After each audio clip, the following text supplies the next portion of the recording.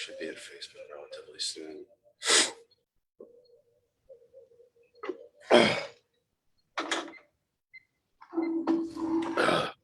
Filling up. Okay.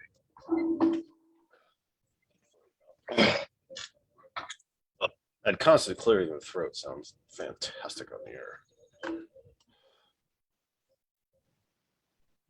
Well, I can still hear you, so that's good.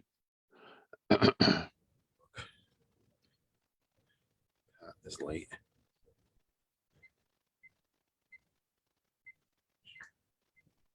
Copy.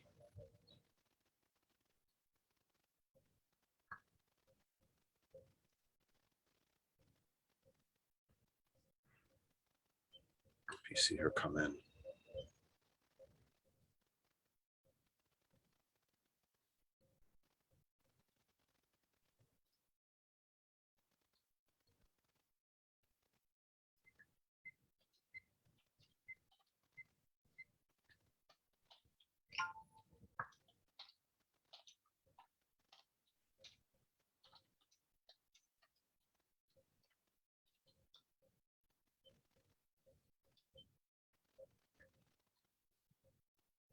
Seen her come in yet. I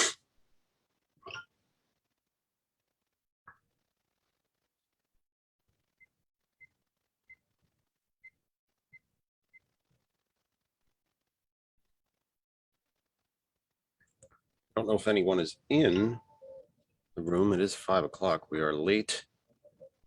We're doing our sharing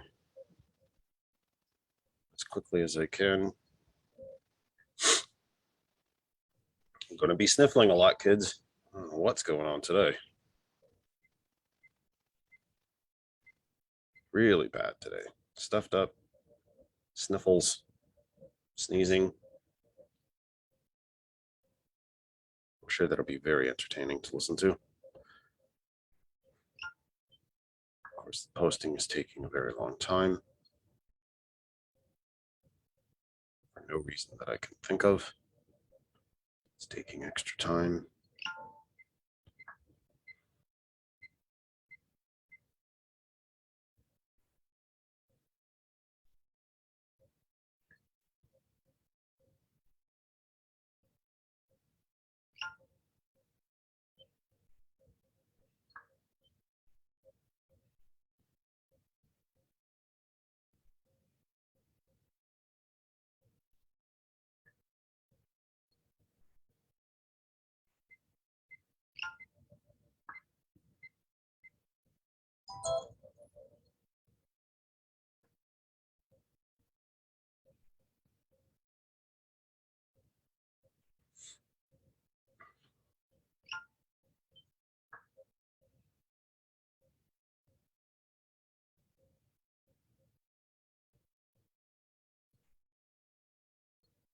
Shout out to Free Speech TV. They keep letting me post. They haven't stopped me yet.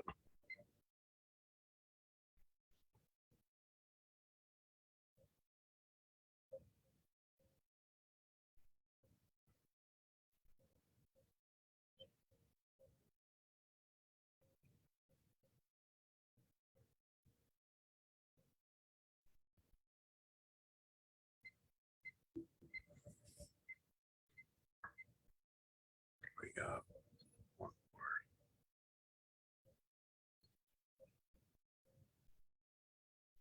Posting the TCP.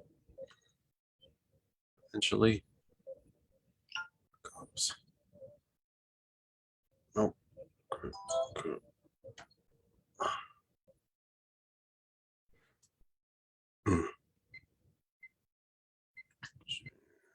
Page. Post. Page. Post. Group. Here we go. That's going to get fast.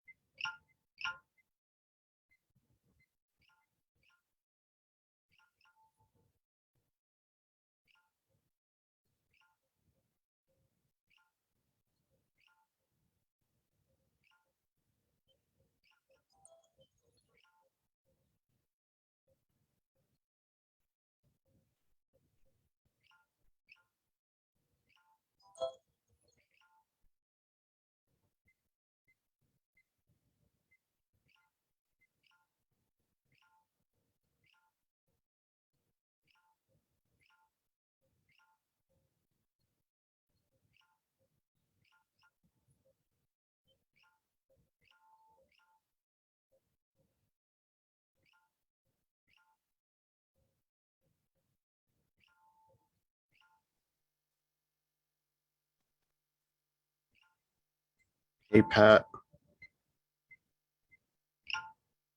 Hello, I'm talking. Hello. And I mean, Oh, first Zoom foul of the night goes to you. We're just a touch behind. I had an issue with the sharing process. We're just ever so slightly behind. well, that's good because I thought I'd be here earlier too, so I don't feel so bad. So I just thought you were having issues. I apologize for the text there. Oh, I didn't see it even. I mean, I literally was running, so I didn't even see your text. So we're just doing our sharing.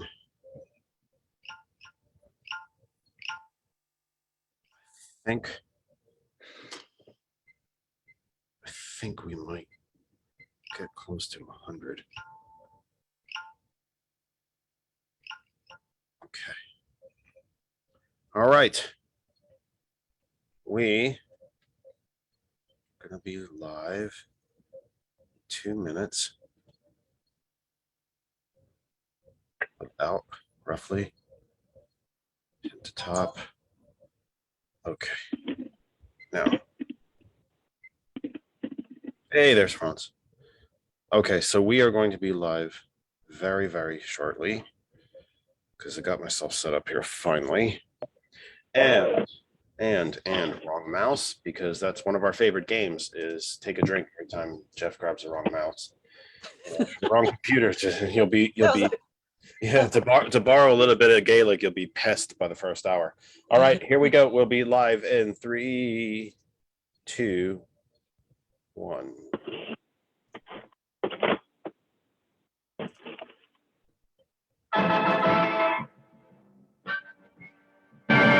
Kennedy, Kennedy, Kennedy, Kennedy, Kennedy, Kennedy, Kennedy, Kennedy, Kennedy, Kennedy. Do you want a man for president who's seasoned through and through, but not so doggone seasoned that he won't try something new? A man who's old enough to know and young enough to do. Well, it's up to you, it's up to you. It's strictly up to you. But it's Kennedy, Kennedy, Kennedy, Kennedy, Kennedy, Kennedy, Kennedy, Kennedy, Kennedy, Kennedy, Kennedy. Do you want a man with spirit who is not afraid to fight? A man whose record shows that he will fight for what is right. A loyal man who'll bring the job a fresh new point of view. Well, it's up to you, it's up to you. It's strictly up to you. 'Cause it's Kennedy, Kennedy, Kennedy, Kennedy, Kennedy, Kennedy, Kennedy, Kennedy, Kennedy, Kennedy, Kennedy. And do you deny to any man the right he's guaranteed to be elected president, no matter what his creed? It's promised in the Bill of Rights to which we must be true. So it's up to you, it's up to you. It's strictly up to you. And it's Kennedy, Kennedy, Kennedy, Kennedy, Kennedy, Kennedy, Kennedy, for me. Kennedy, Kennedy, Kennedy, Kennedy. Do you like a man who answers straight, a man who's always fair? We'll measure him against the others, and when you compare, you cast your vote for Kennedy and a change that's overdue. So it's up to you, it's up to you, it's strictly up to you. Yes, it's Kennedy, Kennedy, Kennedy, Kennedy, Kennedy, Kennedy, Kennedy, for me. Kennedy, Kennedy, Kennedy, Kennedy, Kennedy, Kennedy. Welcome from my humble second bedroom studio here in Bethlehem Landfill Township, a wholly owned subsidiary of Waste Connections out of Texas, since they just purchased our local government. We are now, it's kind of like selling naming rights to a stadium, right? It's kind of fun, right? It's like living at MetLife Stadium, or something like that, right? We now live in Bethlehem Landfill Township. Sounds pretty awesome, doesn't it? Sounds like it smells good and all kinds of good stuff, like it's healthy, hey, but money in politics, right? We'll get to that as long as somebody's making some money, right? Yeah, it's usually the rich white folks. Anyway, from this humble second bedroom here in the Saucon Valley, part of the Lehigh Valley, in the Commonwealth of Pennsylvania, part of these United States on this planet Earth, the only one we have third rock from the sun in the Terran solar system, part of the Milky Way galaxy. This is the Kennedy Effect live for the 21st of November, 2021. We were a little bit late because Facebook decided to fight with me. Only took one wrong click to send the program places it wasn't supposed to be. So we had to go back, sign out, fix all that fun stuff. This is our last live program before the Thanksgiving Day holiday. We want to, right at the top, wish all of you a very healthy, a very happy, a very joyous, bountiful, dare I say, Thanksgiving Day holiday.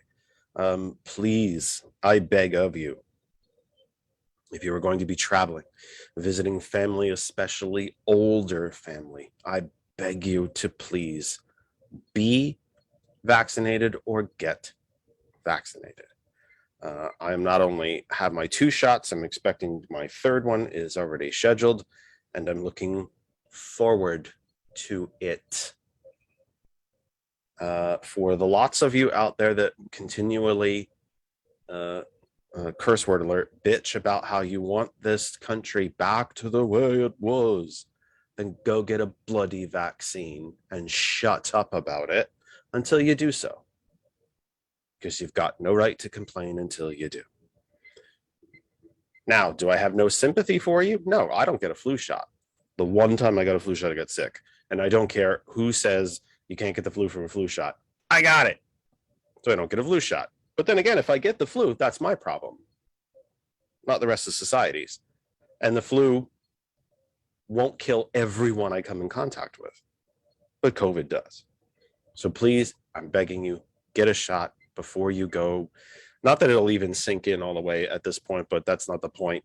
Do what you need to do to protect your friends, your family, young and old, all across the country. We are a society. We are a community. For some of you, whether you like it or not, we are. So please be a part of it. Nearly 2/3 of the country is vaccinated at this point, and yet still we see cases spike and that are deadly in certain areas of the country. So don't be one of those. We prefer to have you here with us, not just here in this program, but here alive would be nice. We appreciate that. We would like to have you. Wherever you might be watching, listening across the Facebook universe, this is us live. It's the 21st. You can stay right where you are, continue to enjoy, do all of that. Enjoy, listen, if you're having dinner, getting the kids ready, whatever it might be. As we were decorating, we were actually doing some decorating earlier today. Whatever you might be doing, thanks for being here. However, if you would like to come into the back, come in and comment, share your questions and comments and so on, we need you to come to our home group Facebook page. That other side of information, it's right there on your screen. That other side of information, that's where you can enter your comments. I will see you. I will say hello, and you can ask me questions, comments, agree, disagree, yell, scream, stamp your feet, all that fun stuff.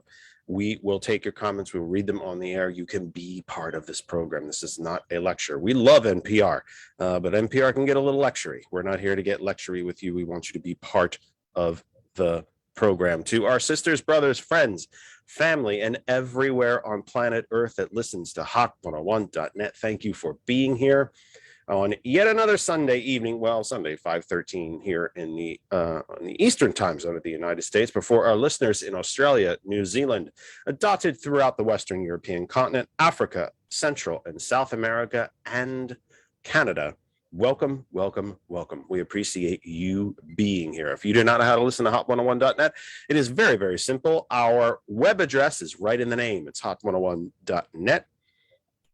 You can go to the Apple App Store and get the hot101.net app. You can go to the Android, the Google Play Store for Android, and get the Android app. And if you have any other type of device, you can use the TuneIn radio app. Go to the search bar, search for hot101.net, and you can listen to us there. And of course, my new favorite game, well, I've already laid out one game, is watch Jeff grab the wrong mouse for the wrong computer and take a shot when you do so. But my other fun, my other favorite game is now to trigger your Alexa devices, because you can now tell Alexa to play hot101.net. And one of these days, somebody is going to come on this program, either in the comments, they're going to call, whatever, and say, you triggered my Alexa. And it's the first time we're listening to you. And we love you, because doesn't everybody just love us all? And of course, TCP, the cultured professional out of Lancaster, proud to be on their airwaves, their radio outlet, WTCP, their Roku channel, and their Facebook, very wide Facebook reach as well. Quickly into the comments, Ashley, because Ashley usually calls the program and talks to us live. I guess she's being a tad bit shy right now. Did you just say you don't get the flu shot because it gave you the flu? Yes. And I know how silly that sounds. And I know that science actually says that that can happen. But I'm telling you that literally, I have had one flu vaccine in my entire existence. I will be 53 next June. I've had the flu shot once. It is, and I got the flu 3 days later. The coincidence is just a bit too odd for me. I'm sure science, and I'm sure if I DuckDuckGo or Google it bad enough, it would say that, that's impossible. And I've heard that that's impossible. And I believe in history and science and facts and data. I just know what happened to me. That's all I can tell you. I'm just saying. I just know what happened to me. So let us get to our guest. She has been waiting patiently, very patiently, actually, as I ramble on about my adventures with technology and so on. Our guest is Pat Lamarche. Pat is a freelance journalist, but also does a tremendous amount of work fighting poverty and aiding and helping and trying to assist our unsheltered populations. And yes, we do have quite a large unsheltered population here in this country, and she tries to help them. So we are going to have a variety of topics tonight, including the state of media in our, no pun intended, in our country. What is where is our media right now in this country? What is it doing? What is it not doing? What is it doing that it did not used to do? What is it not doing that it used to do? How is it affecting us on a day-to-day basis? I am here in a media capacity trying to affect you, arguably. Is that a good thing? Is it a bad thing? But also, of course, as we head into the holiday season, writ large, as not just Thanksgiving coming up this Thursday, it's a good time, I think, to focus on the devastation of poverty and the rapid growth of the unsheltered population, both in our local municipalities, our counties, our states, and this country. Yes, it's there. And I think I'm going to bet that Pat's got a good number of numbers to give us about exactly who is affected, who are the poorest among us, who are the unsheltered, because I think that perhaps we don't quite understand who they are. And I have a feeling that some of those numbers will shock you. I think they will absolutely shock you, given the number of vets and people who actually have jobs who are yet still homeless, and so on and so on and so on. But I have said enough. Let me get to our guest. Pat Lamarche, welcome to the program. Let me start by saying, or by asking you, what is become our traditional opening question. It is intentionally vague because I love to hear how people take it and answer it in a different capacity. Who is Pat Lamarche, and how did you get here? Oh, you only have 3 hours, right? Who is Pat? We've been known to go over that occasionally. Well, I'm one of those people who, when I hear about identity theft, I think, yeah, that'd be nice. Let's go ahead and steal it. Let me start over.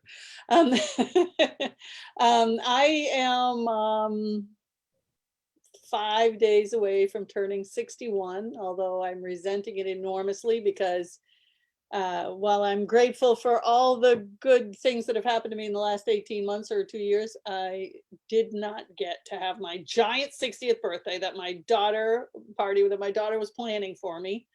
And so I'm going to turn 59B.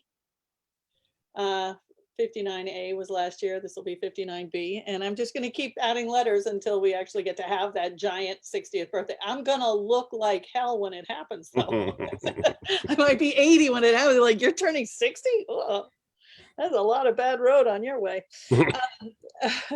But I'm a former broadcaster. I'm a journalist, a former journalist, I guess, because I'm pretty opinionated now. I was a columnist also for a long time. I loved it when I wrote political columns and people would say to me, "You're a lousy journalist." And I'd write back, "Look up columnists," because, you know, they aren't the same. One is, Yeah, there's a slight difference between straight journalism and opinion pieces. right. You're supposed to have an opinion when you write opinion pieces. I was an half Irish, half French Catholic kid who went to Catholic school, and my mom would make the traditional French meat pie on Christmas Eve, but we had to call it Irish meat pie. My identity growing up, I think, was pretty solidly Irish because my mom's whole family had immigrated from Ireland, and so there was just this intense Irish identity, which I really love and love. I didn't get to Ireland myself until 1999. By then my mom was gone, which was unfortunate for 1,000 reasons. But I went to Boston College, another Irish school, well, not Irish, but Catholic school, and Jesuit University. And then in 1999, I went to graduate school at the University of Amsterdam. I applied to Trinity, and I applied to Amsterdam and to the University of Amsterdam. And when I went over in 99 to visit both places, I realized that, I mean, in those days, divorce was still illegal in Ireland. So I didn't really feel like I fit in to the Ireland of that Ireland. Mhm. But anyway, I went to the University of Amsterdam for grad school. I had been a broadcaster. I had run for office. I ran for governor in 1998. I'm the only woman in the history of the state of Maine to establish a political party. Other people did establish political parties in Maine, most notably Hannibal Hamlin, who was Abraham Lincoln's vice president, and Lincoln rewarded him with the vice presidency because he was elected as a Whig to governor of Maine, and as a Whig changed to Republican. I would conjecture that were he given the opportunity now, he'd change back. Believe it or not, Whigs are actually better. But yeah, so I just had this sort of very involved youth and middle adulthood. I used to make dinner the third Tuesday of the month for a local homeless shelter. My mom would buy the food and my kids and I would cook it. And we did that for about, I don't know, years and years and years. And I always thought, you know, the homelessness mattered to me. You couldn't have a decent bowl of mashed potatoes in my mother's house without hearing that somebody was hungry. So hunger and poverty was big to my mom, seeing as they fled Ireland. Did they flee during the potato famine? Well, they fled poverty. I don't know if they would identify it with the potato famine, but when I went there and I went to famine cemeteries, which are just mass graves, it is staggering to think about it. And of course, it wasn't that there weren't enough potatoes to feed the Irish. It's that there weren't enough potatoes after the British took them to feed the Irish. Right. So, which is one of the misunderstood things about the potato famine is it's famine in a crop is generally in most people's minds chalked up to environmental or, you know, bad soil, bad water, whatever it might be, or lack of water. It wasn't that. There were plenty. The crop was quite fine, thank you very much, and the British had it. right, and it's completely analogous to what's going on now, because there are people taking their rockets to the edge of space while other people have nowhere to live. So we've still got people who are taking the largesse off the top of the cream off the top and leaving people with nothing. I've been, as a journalist, I've reported from lots of poverty places.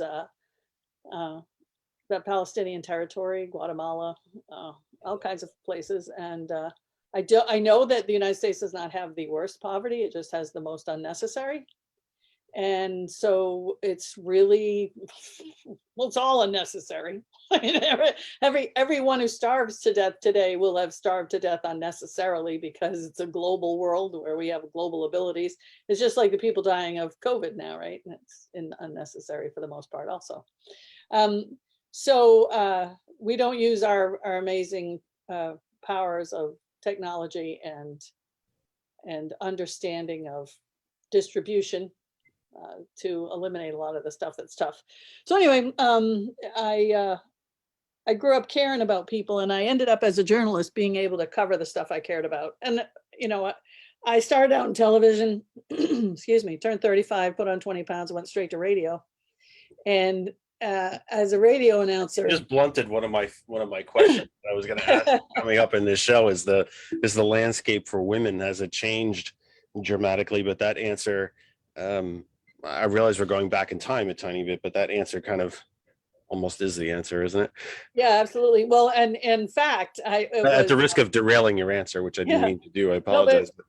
Back in that day, it was about the time I was first in radio. I took my kids, who were little, you know, maybe 7 or 8 or 9 or something, and I took them to the grocery store, and there was a thing called the TV guide, because people had these things called TVs. They were very thick and heavy, and you had, They were pieces of furniture back then. yes, and you had like 4 or 5 television stations from which to choose, and this book would tell you what you could watch that week.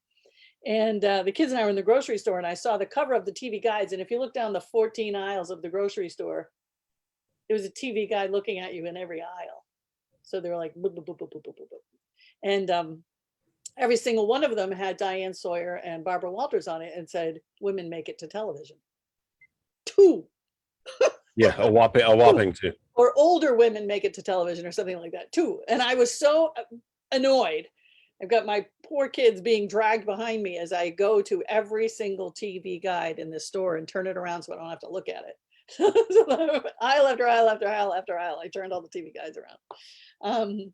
Because it was just so infuriatingly not true that you could age or be different, or, you know, have a speech impediment or some other thing that might, you know, not fit the model ideal. But, you know, I loved being in radio. It was a great job. I was a single mom, and I got to be home when my kids get home from school. I got done work about noontime. I really enjoyed it. And it also let me do stupid human tricks. So I could live in an A-19 M40 Abrams tank every November for Thanksgiving, and collect money and food for people who were hungry. So I got to do these really ridiculous, lived in a Ferris wheel a couple of times.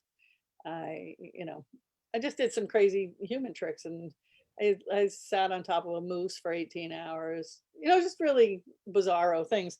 And I got a lot of attention and created a lot of water cooler talk, and I had the #1 show. So for my market size in the country. So, you know, that stuff was really good and fun, and I enjoyed it. And where was what market size, or what market are we talking about? We're up there. I was representative of Market Size Tiny, and it was in Augusta, Maine, the Augusta Waterville area. So it's Pennsylvania comparable. I don't even know if there is one.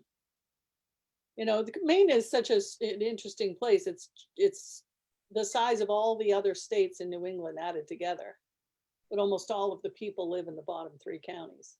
You know, and the rest is all kind of like Canada. Right? The Augusta, Portland area. I'm assuming. That's where everybody lives. And then the furthest north there's any real dense population is Bangor, but by dense I mean 35,000 people. You know. So anyway, I am definitely rambling. So eventually, when I ran for governor in 1998, I ran as the Green Party's candidate, and we did incredibly well. We got raised and spent $20,000 and got the cheapest votes in the country. I was on CNN for having the least expensive votes in the country.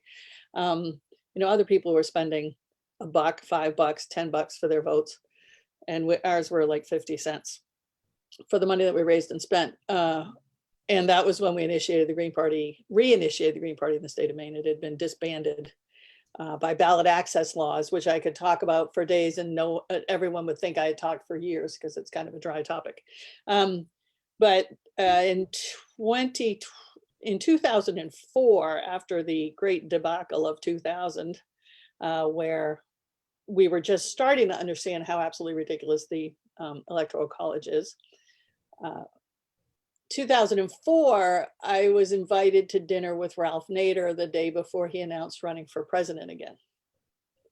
And I had been on his short list of running mates in 2000, according to local legend or whatever. I was told that I was on the short list. He, of course, ran with Winona LaDuke, who is a Native American, fantastic shero. But I went to dinner with him the night before he announced, and I just begged him not to run. And I said, look, I know you didn't cause it. You know you didn't cause it. You know, Sandra Day O'Connor stopping the counting of the votes. By the way, Al Gore won. Sandra Day O'Connor stopping the counting of the votes caused it. And but nobody understands that. A power that the Constitution does not grant the Right. Supreme Court, by the way. Which The is why vote count in Florida was an intra-state matter, which by definition is not a ruling for the Supreme Court to make. right. And I don't know the exact her exact excuses, although she did later apologize for it. So I guess she knew she'd done the wrong thing. But most of the votes that they did not count, and I think this is the ultimate crime, were from overseas servicemen. A consortium of media, what Pat's referring to, for those of you who might be younger, that 2000 presidential election was eventually decided by the Supreme Court. It was not decided by voters. And it was not even decided by the mechanism contained in the Constitution that grants Congress the power to help decide these things. It was basically decided by the Supreme Court, a power they are not granted under the Constitution and took upon themselves, much like judicial review. Afterwards, a consortium of media outlets, the New York Times was included, the Washington Post was included, the LA Times was included, I believe CNN was in there as well, did an actual vote count. They got their hands on the ballots in Florida and counted them and found that Al Gore won Florida, which would have given him the presidency. And that's despite the fact that Jeb Bush, and I think it's Catherine Harris, I want to say, purged 50, no, was it more than that? It might have been as much as 100,000 people off the voter rolls. And they just so happened, just very super coincidentally, happened to be people of color and Democratic voters. And when the Supreme Court stopped that vote count, that essentially handed the presidency to George W. Bush. And it's good to have a brother, I guess, in the right place. Well, you know, it's interesting. You can imagine how absolutely annoyed 45 is that the Supreme Court wouldn't do him a solid, right? And what he didn't understand, I don't think. Remember what the Supreme Court actually ruled. Ted Olson argued on behalf of George W. Bush that denying him the presidency would cause him personal harm. And that eventually was the basis under which the Supreme Court made its decision. Yeah, and Sandra Day O'Connor did. But no say, personal harm to Al Gore, just to George W. Bush. Yeah. She did say that she had made the wrong decision. Now, hindsight is worthless, but you know, when 45 put Kavanaugh and all those yahoos on the Supreme Court, he forgot that they're nominations and jobs for life. And what he fails to see is that life is a lot better without him in it. So those Supreme Court justices didn't want 4 more years of him. I'm absolutely certain of it, which is why they didn't do the same solid for him that they did for Bush. But regardless, because of our antiquated and absolutely absurd political system, none of that matters. The only thing that matters is how the Electoral College votes. And so that's why they say that George Washington was elected unanimously, because the only votes that count are the Electoral College. Now, mind you, 3 states' votes were never counted when George Washington ran. There were 3 states, 2 of which were not states yet. They hadn't ratified the Constitution yet, and one of them just couldn't get their electors there in time. So George Washington was elected unanimously in the Electoral College from the 10 states that showed up. But I mean, we're really getting in the weeds now. But anyway, so in 2004, Nader, we begged Nader not to run. The next morning, Nader announced that he was running, but not as a Green, which that was enough for me. Ran on the Reform Party ticket, which was, if you remember, Pat Buchanan. Was it Buchanan? Yeah. Yep. Anyway, so I just kind of went about my life, and there was a man, David Cobb, who was the attorney for the Green Party, who got FEC approval to make it a national party. So he's a very key integral person in the party. And he was running for president, saying, see, if you don't run a candidate in 37 states for the top office of the land, your political status is null and void. So this is a control mechanism to make really tiny parties waste all their time running for an office they can't win, rather than spending some time running for a water commissioner, which would be great to have an environmentalist as the water commissioner in now, let's say, Flint, Michigan. So, if we could spend some time getting people elected at the bottom of the food chain, then we could really make some substantive change. But 37 states require we run an office at the top. And so David just kept calling me saying, run with me, because, these states are going to lose their ballot status and we can make a lot of good points. And so I was driving to work one day, and because I was a morning radio host, my morning show was the overnight radio of the BBC that I would listen to. So I was listening and I heard John Kerry speaking, and I thought, he was just giving everything. He was just trying to sound as much like George Bush as he possibly could. And I thought, my God, if I don't run, no one's going to talk about what matters to me, which is mommies and babies and veterans and old people, teachers and laborers. And so I called David when I got to work, and he was in California. So I woke him up and I said, if you still want a running mate, I'll do it. And so I ran for vice president of the United States in 2004. And it was, as I said, I had all of this knowledge because I used to cook once a month for a homeless shelter. So I said, I know I'm not going to win. It does hurt a person's feelings to be beaten by a guy who shot his friend in the face. But the other guy got his photographer pregnant while his wife was dying of cancer. So I was the best choice. I just want you to know that.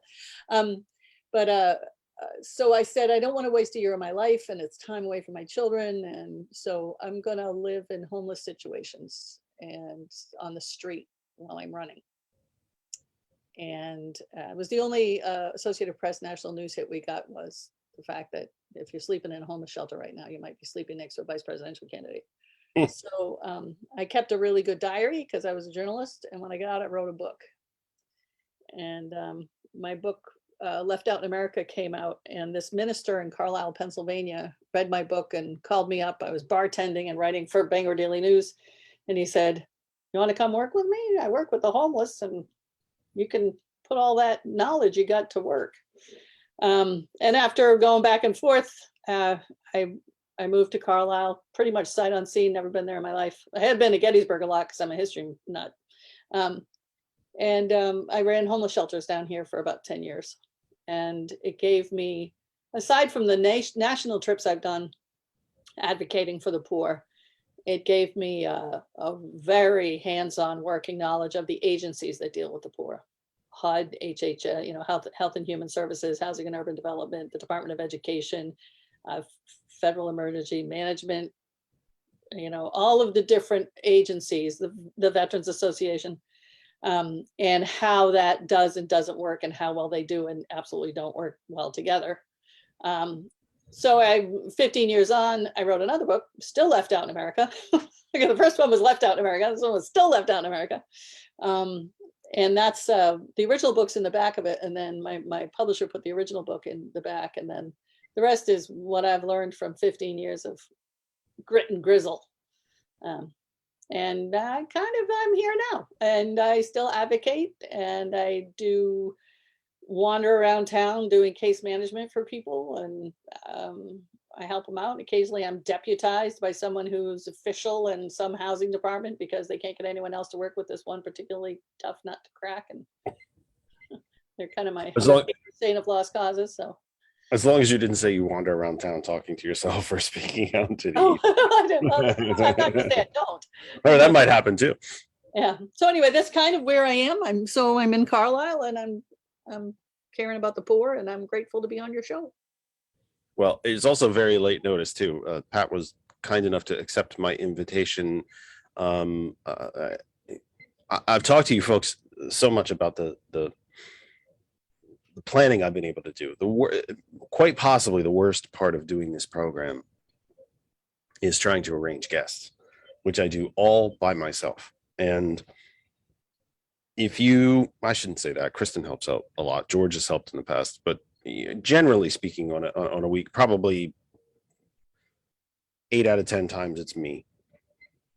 And it's just constantly reaching out to folks and seeing if they're free and things like that. And because I pay so much for each guest appearance, and because I make so much money on this program, it's not always easy to ask someone to give up a half hour, an hour, 2 hours, 3 hours of their time on a Sunday evening. It's just not. It's traditionally a family time still here in this country. Sunday nights are still kind of a family night as we get ready to get back into the work week or the school week or whatever it may be. And so Pat accepted my invitation Friday morning, I think it was, and it happened very quick. I'm like, wow, you said yes so fast. Where have you been all my life? Where have you been for the last year and a half? I have no idea how many men have told me that. Yeah, right. But so it was very kind of her to be here.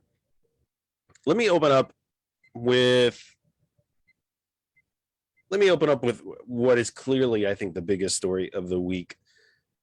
There were two big, huge ones, one positive, one at a minimum breathtaking.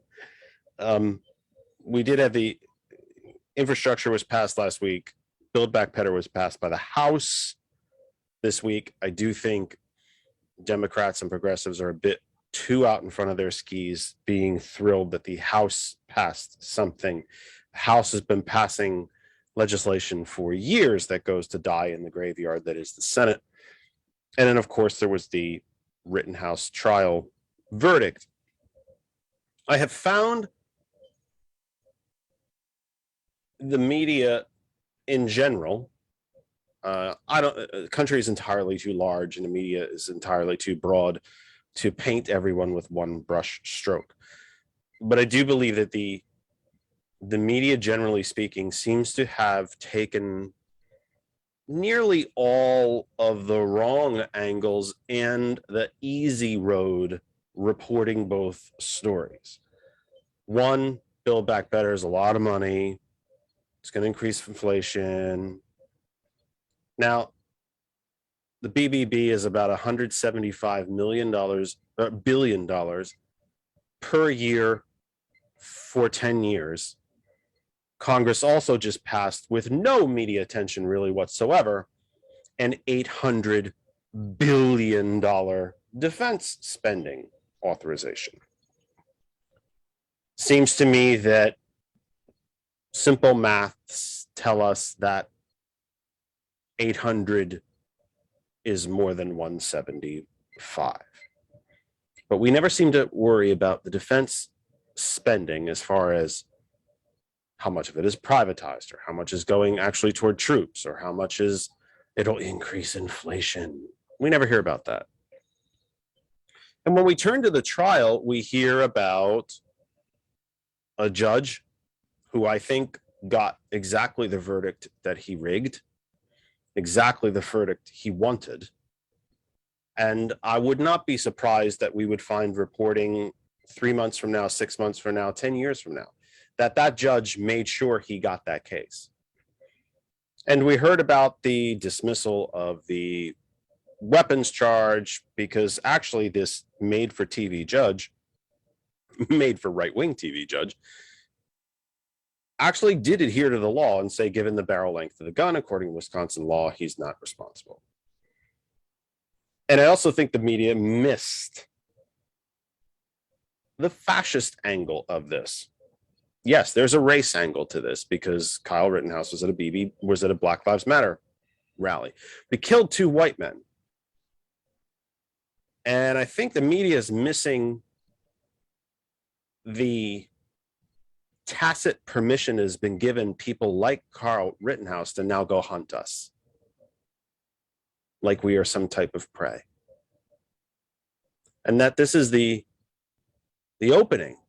Might be just a crack in the door, but the opening to a shooting civil war in this country, because now the libs are now targets that we can get exonerated from for shooting. Exceptionally long preamble. What is your view of how the media covered these 2 big events? 3, if you want to include defense, this week? Or didn't cover defense. Or Well, didn't ever. Well, yes, thank you. Yeah, really, because they didn't actually.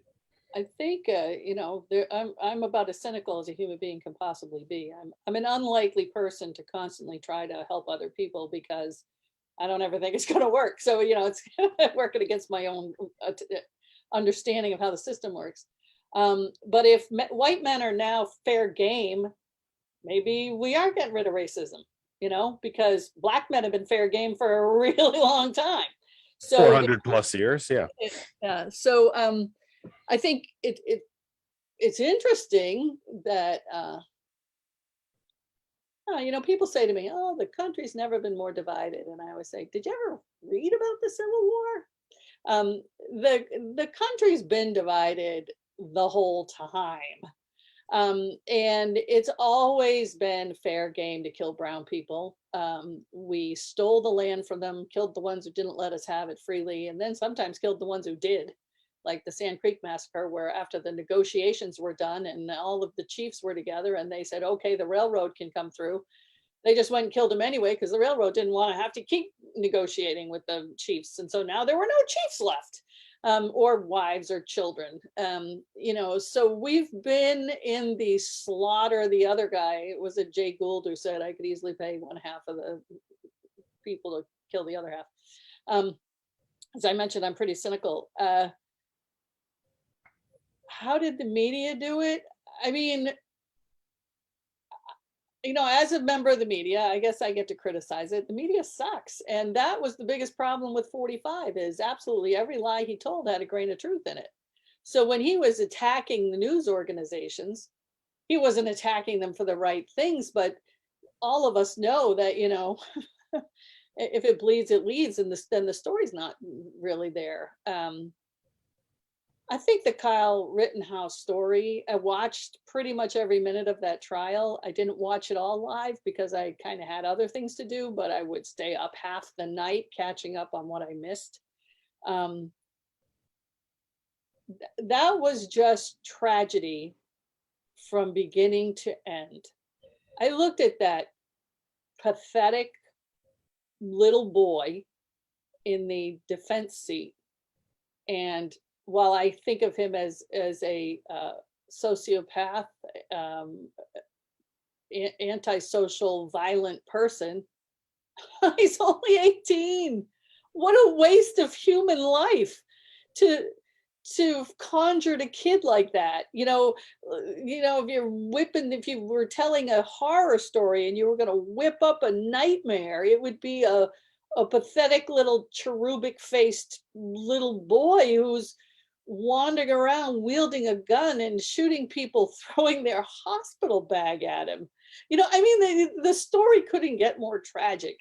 You know, it's so sad. Someone commented on Twitter that, well, at the end of the day, justice was done. Well, the Dred Scott decision was justice too at the time, right? You could own people. Well, that was justice at the time. So if we want to say AR-15s are illegal, no, you know, why? First of all, why don't toddlers have them? I think 17's really waiting too long. It would be my sarcastic comment. But you know, we've got this crazy worship of the Second Amendment. I think the whole thing is almost too big to think about. because it's so sad. And See, then that's who I think the victors are in this trial today, is the right wing, especially the extreme right wing. The members of the right wing media biosphere, ecosphere, who, whether they believe their rhetoric or not, and I happen to think that there's quite a large number of them that don't even believe what they spew each day. They just know it makes them a hell of a lot of money. I mean, if Ann Coulter had anything genuinely profound to say, she couldn't pump out a book every 3 months. Do you know what I mean? I have to So- be candid with you. I was on, I used to do talk radio, and I had gone to work one morning and I was given the direction. Do you remember the Value Jet crash? Mhm. Value Jet was this incredibly cheap airline. $99. Yeah, and I was told $99, either $79 or $99 flights from Newark to Orlando. right, and then one of them crashed in the Everglades, and I was told to argue that the people didn't have a right to complain because they knew they were getting cheap tickets. That's what I was told to say on the radio. So these guys know, I didn't say it, by the way, but these guys know exactly how to increase. Now it's clicks, right? But at the time, increase their Nielsen numbers, or their Arbitron numbers, so that they could get more listeners. And it was outrage. But there's only and this was just about the time that Rush Limbaugh first went on the air, when the Fairness Doctrine was destroyed, and all of these little outrages eventually became the truth. Like, you had people saying things for effect, or the shock, as a shock jocks, and then eventually you say anything long enough, it's like visualize what you want to be, and it became the truth to people, and now it is the truth. A tactic that no less than Goebbels himself outlined as to how they convinced an entire population of educated, mature people to accept what they were being told. If you shout a lie loud enough and long enough, everyone will eventually believe it. You mentioned the Fairness Doctrine. I think a lot of people do not understand the Fairness Doctrine. The Fairness Doctrine did not. It is actually finally out of statute. The Fairness Doctrine was never repealed. It was simply St. Reagan told his administration it would no longer be enforced. It was never actually repealed. It is not actually active statute anymore, because there's some quirk about how it hadn't been enforced for so long and it wasn't renewed and something else. So it actually does not exist anymore. But a lot of folks seem to have the misunderstanding that the Fairness Doctrine would mandate equal time. That if Limbaugh's on for 3 hours, then Tom Hartman must be on for 3 hours and must be on the same station. Fairness Doctrine never did that. It's not what it was for. What it did is that it separated news divisions from entertainment divisions, and never the twain shall meet. But it also required that if the station ownership pushed a certain narrative, or if the station owner, when we had many, many local TV stations in this country, we do not any longer, that the owner of the station would come on at night and give his commentary at the end of the 11 o'clock news, around 11:27, that he or she must, well, going back as far as I'm going, it would have been he only, must offer equal time to the other side. If the station ownership said we should build this landfill here, we need it, or we should expand it, or whatever, he must offer, and gave a 90-second opinion, must allow 90 seconds for rebuttal. And that if you gave airtime to a candidate, you must give airtime to the other candidate. That's really all the Fairness Doctrine said.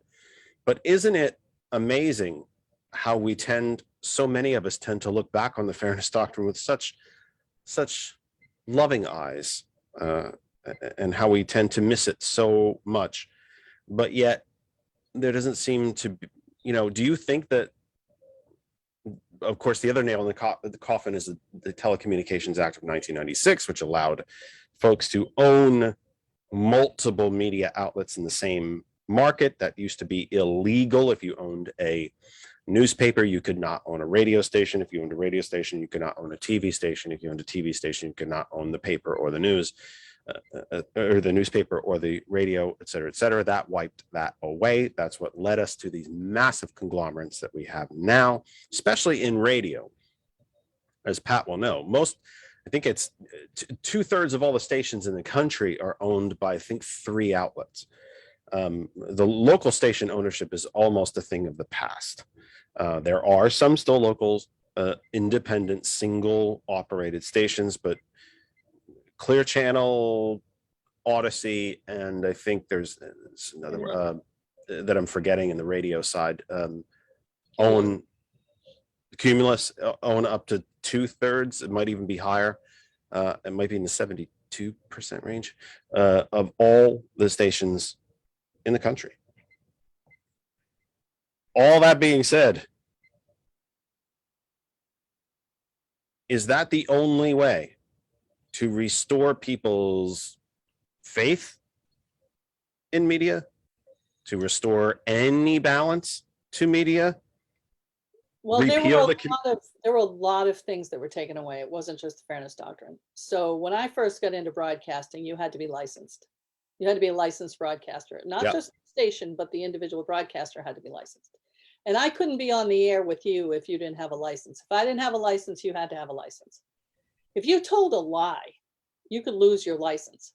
The public airways, that's the other thing, is cable came in, and cable then wasn't regulated by the FCC the way broadcast was, because broadcast was broadcast through the atmosphere, and the atmosphere was owned by the common good.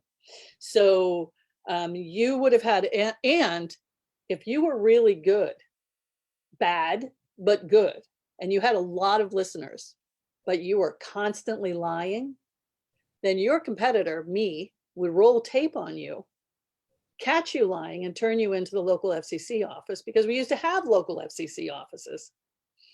So the job of the competitor, of the giant in the market, was to either beat them fair and square by getting better and better and better and better, or if they were only number one because they were chronically telling lies like Rush Limbaugh, would be to catch them, record them, and hand them in, right?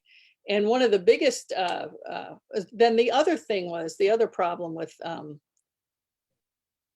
the loss of the quote unquote fairness doctrine was, you're right, the bar wasn't very high, but it was a bar. And You had to broadcast in the public good. The airwaves were considered publicly owned. You had to broadcast in the public good to maintain that license. Right. And you had to do a certain amount for your community. And there were just, it was many, many, many faceted. And being able to operate. The other thing is, prior to 1996, you could own another member of the media, but you had to apply. So you had to prove the legitimacy. Well, this was done because of William Randolph Hearst, right? He wanted to own everything. So, you know, the rich will always game the system so they can get away with something. But it wasn't, as you say, it wasn't like it is now, where virtually there's no competition. Nobody's competing to tell the truth. And literally, it wasn't until the nightmare got elected in, the bigger nightmare got elected in 2016, that some of the really big newspapers started to like gasp back to life, because journalism is just not something anyone wanted to pay for, because for God's sakes, you didn't have to report the news. You could just make it up. So you didn't need journalists.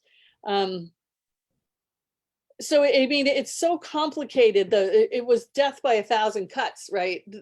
Literally, or death by 1,000 allowances, where everything that used to be a restriction or a regulation to make sure that it was, you know, to make sure basically you don't get poison in your water in Flint, well, you don't get poison in your ears from a lying broadcaster. All of that stuff was lost. And, you know, the Ann Coulters and the rest of them of the world, there is absolutely no check and balance on them, because, well, it doesn't matter now because there's no check and balance on anyone, but they were on cable. So that meant they could fabricate absolutely anything they wanted because the FCC didn't regulate cable. So, yeah, I mean, it was just it was Goebbels getting, bigger and bolder and stronger. And did that create Kyle Rittenhouse? I don't think so, because, we've had these angry little boys since the dawn of time, right? And that's why the whole Cain and Abel story was invented. I'm going to get the religious people mad at you, but the whole idea that someone is so angry and jealous that they'll kill their own brother, that's just because that's the sad truth of humanity. Is But that actually what we're seeing in media now? So my hometown, my original hometown of Phillipsburg, New Jersey, just had a council election, as we do have these odd year elections, where actually 2 Democrats were reelected were elected. I say reelected because they actually restored some Democrats back to what used to be a Democratic town. Were elected to the town council. I believe that the Democrats are still in the minority, but at least they have some now. But and when I was a kid, Warren County in New Jersey and Phillipsburg itself were Democratic strongholds. And as Fox and the rise of the right took place, they became more and more red, to a point where Republicans had such complete control that the only way for any of them to move ahead in politics was to climb over each other, which I find terribly entertaining. I tend to find it like a gladiator battle back in Rome. With that said, are we seeing that to a bit, to an extent, in media on the right, with the rise of One America News and News Nation, and I'm forgetting the other one is Newsmax? Are we starting to see that the right-wing hate media has such a massive share of the audience, and radio too, such a share of the audience, that the only way for the other ones to make money is to climb over them, for them to climb over themselves, basically? like carving up the same piece of pie. Right? Yeah, exactly. Well, the politicians are doing it too. The right-wing politicians are, who thought you'd ever want to buy a beer for Liz Cheney? Right? That's the biggest. When did we think we were going to look at her as the paragon of virtue? Yeah, right. I understand. So I would say the far right wing is just doing it in general, but we just went from polite racism to unabashed, overt. Yeah, very overt and upfront. Not too long ago, racism too. I mean, Ronald, as you said, St. Reagan was saying, I'll get government off your back, which meant I'll end busing, I'll end affirmative action, I'll end. So it was just a dog whistle for racism. And so now they just literally whistle at dogs rather than be cutish about it. And yeah, we don't, and they don't even do the courtesy of giving you a pat on the head and a meal. We have to remember too that Reagan announced his candidacy for the presidency in 1980 at the Statue of Liberty. His very first campaign stop was Philadelphia, Mississippi, where the 3 Department of Justice civil rights workers were killed, murdered, and then talked about how I'm going to get government off your back, and about how welfare queens and princesses and so on at a place where civil rights workers were hunted and murdered at a time when poverty was under 10%. Mm-hmm. So yeah, absolutely. So Reagan came to office with a national debt, I believe, was about $800 billion, the largest peacetime economic expansion in history. Even Nixon signed the legislation that created the Environmental Protection Agency. The top tax rate was 74%. But there was the war on poverty worked, and there was a great boom in what I call workforce housing. I don't like the term low income housing, but because people don't admit that their workforce is low income. And Reagan came to power saying, to you who have enough, it isn't enough. And to those of us who have everything, we're going to take more. And we're going to take more by making you think that the poor slob that is actually finally getting their kid in a decent school is after your cookies. And stoking that suburban fear of white flight. And he was a horrible human being, and he did horrible things, and he triggered a lot of stuff. And I do think that 45 must be really bummed, because he really followed the playbook. He followed the playbook with his doing all the same stuff, but But was he doing all the same stuff? He was doing the racial stuff, which makes it sound, very light. It obviously isn't. But he was running on policies taken straight from Bernie Sanders. We're going to raise tariffs. We're going to bring manufacturing jobs back. We're going to give you all health care. We're going to tax people like me. Well, He was running on a very progressive platform. He got almost elected on that, and the Electoral College put him over the top. He got almost elected on that, but then he didn't do it. He didn't give everyone. Well, he was never going to, was he? No, but in all honesty, he was never going to do that. No one ever believed he was going to do that, except the sycophants in the audiences. Right, but the Democrats, remember, I'm not a Democrat, so you're not going to find me defending them. The Democrats foolishly put forward a woman because it was her turn. No, it wasn't her turn. She was just going to have to settle for having been a Secretary of State, a United States Senator, and a First Lady. And son of a gun, but there are other people who settle for their 4-year-old dying of cancer. So in the world of settling, tough luck, honey. That's the way it goes. If the misogyny that had been waged against her had landed many, many punches. And I'm not saying she asked for any of it. I'm saying the Democratic Party denying that it worked was foolhardy to a massive degree. They did have a great populist candidate that they said about the destruction of. And Bernie ran on healthcare for all and canceling student debt, which would have been incredible for the economy. And nobody believed him, or the people that did believe him didn't give a crap because it was her turn. And that, it's just, the Democratic Party is its own biggest enemy, and Republicans fall in line, Democrats fall in love. Yeah, well, real progressives don't like drone bombing civilians. And real progressives are not all that pleased with charter schools, which President Obama expanded larger than anybody in the history of education. So there are problems that being a middle of the road or a right-wing Democrat bring when you're trying to mobilize your base. And, there are a lot of things to learn from the Republicans, like how they can whip up a crowd. And then I would say I condemn CNN and CBS and those guys in 2016 for not covering Bernie.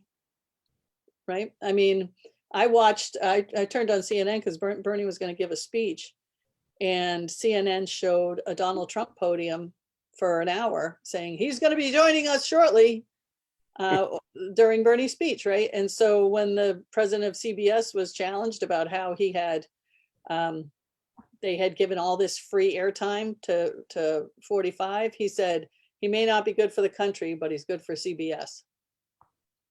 And the estimated free media time that Trump got in 2016 is in the area of $8 billion. $8 billion. I would suppose, before I reset the program, because I've already missed 2 of those, what might be taken as a somewhat hopeful sign, perhaps, since I am here in the Lehigh Valley, I am 10 minutes from the New Jersey border, is the New Jersey gubernatorial election.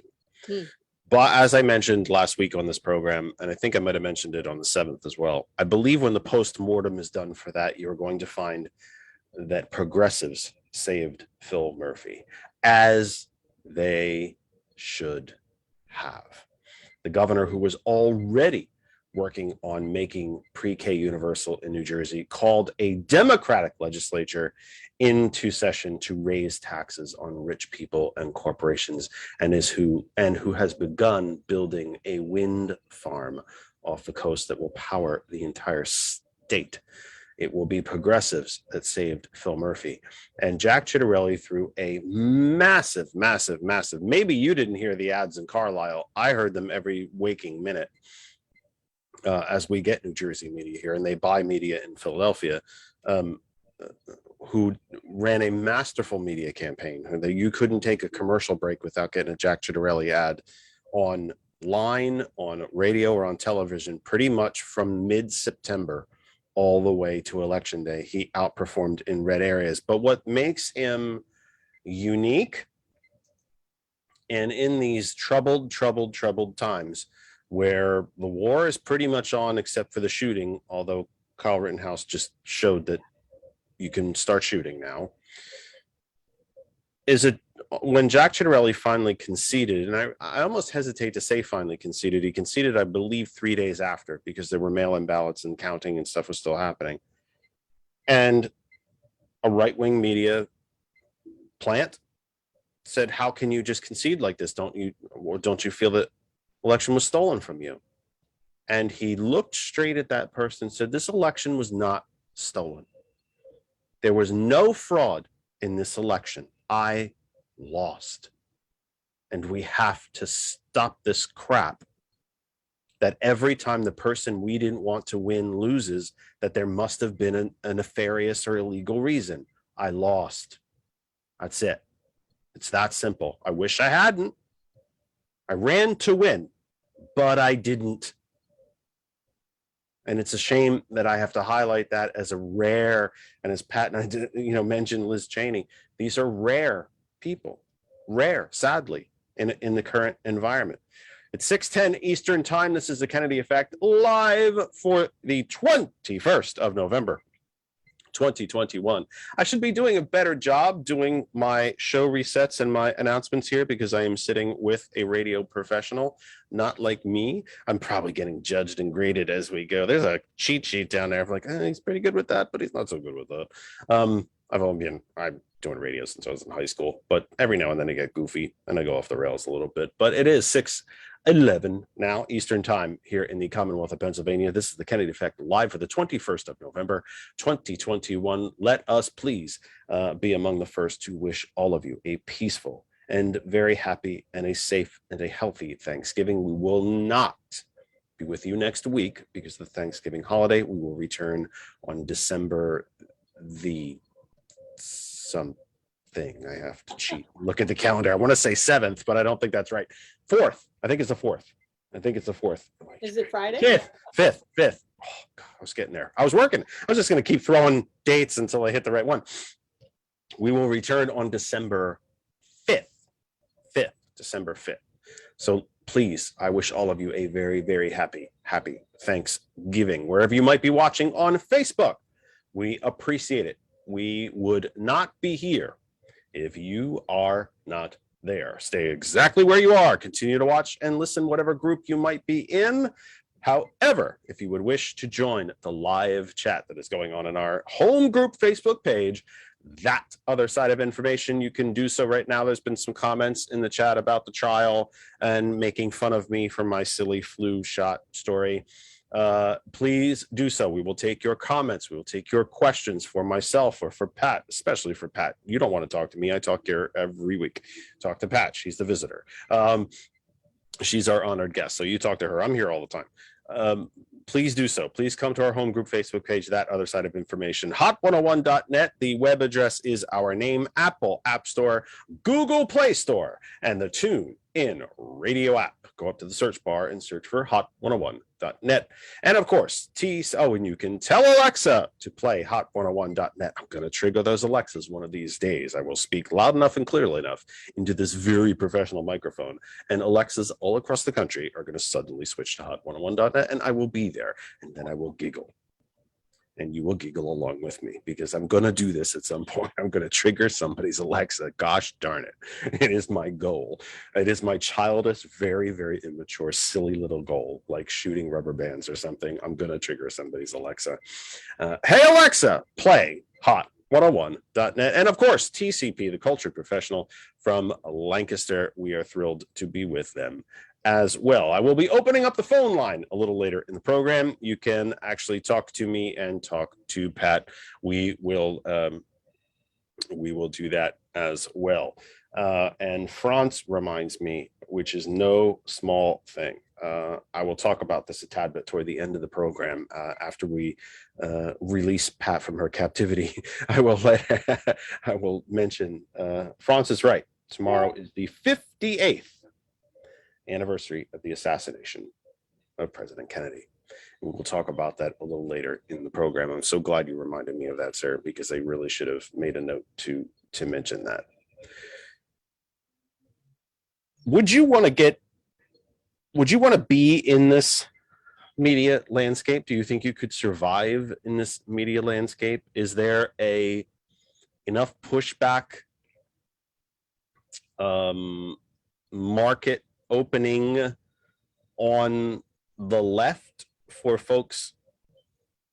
We see, Tom Hartman's extremely successful, Randy Rhoads and Stephanie Miller, and a precious few others, sadly.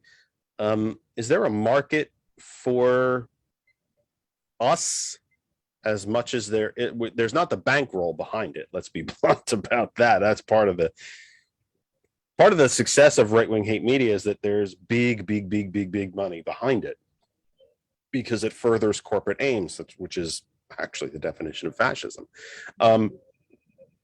Is there a market for our message in the broader media free market landscape? Well, in 2011, I was working at Safe Harbor Homeless Shelter in Carlisle, and Stephen King's people called me. Now, they called me because I don't have people. But Stephen King owns a little You're so big, you don't even have people. He owns stations, a fleet of stations in Maine. He owns radio stations. And so they wanted to start a new political talk radio show. And they offered to make it the Pat Lamarche Show, which I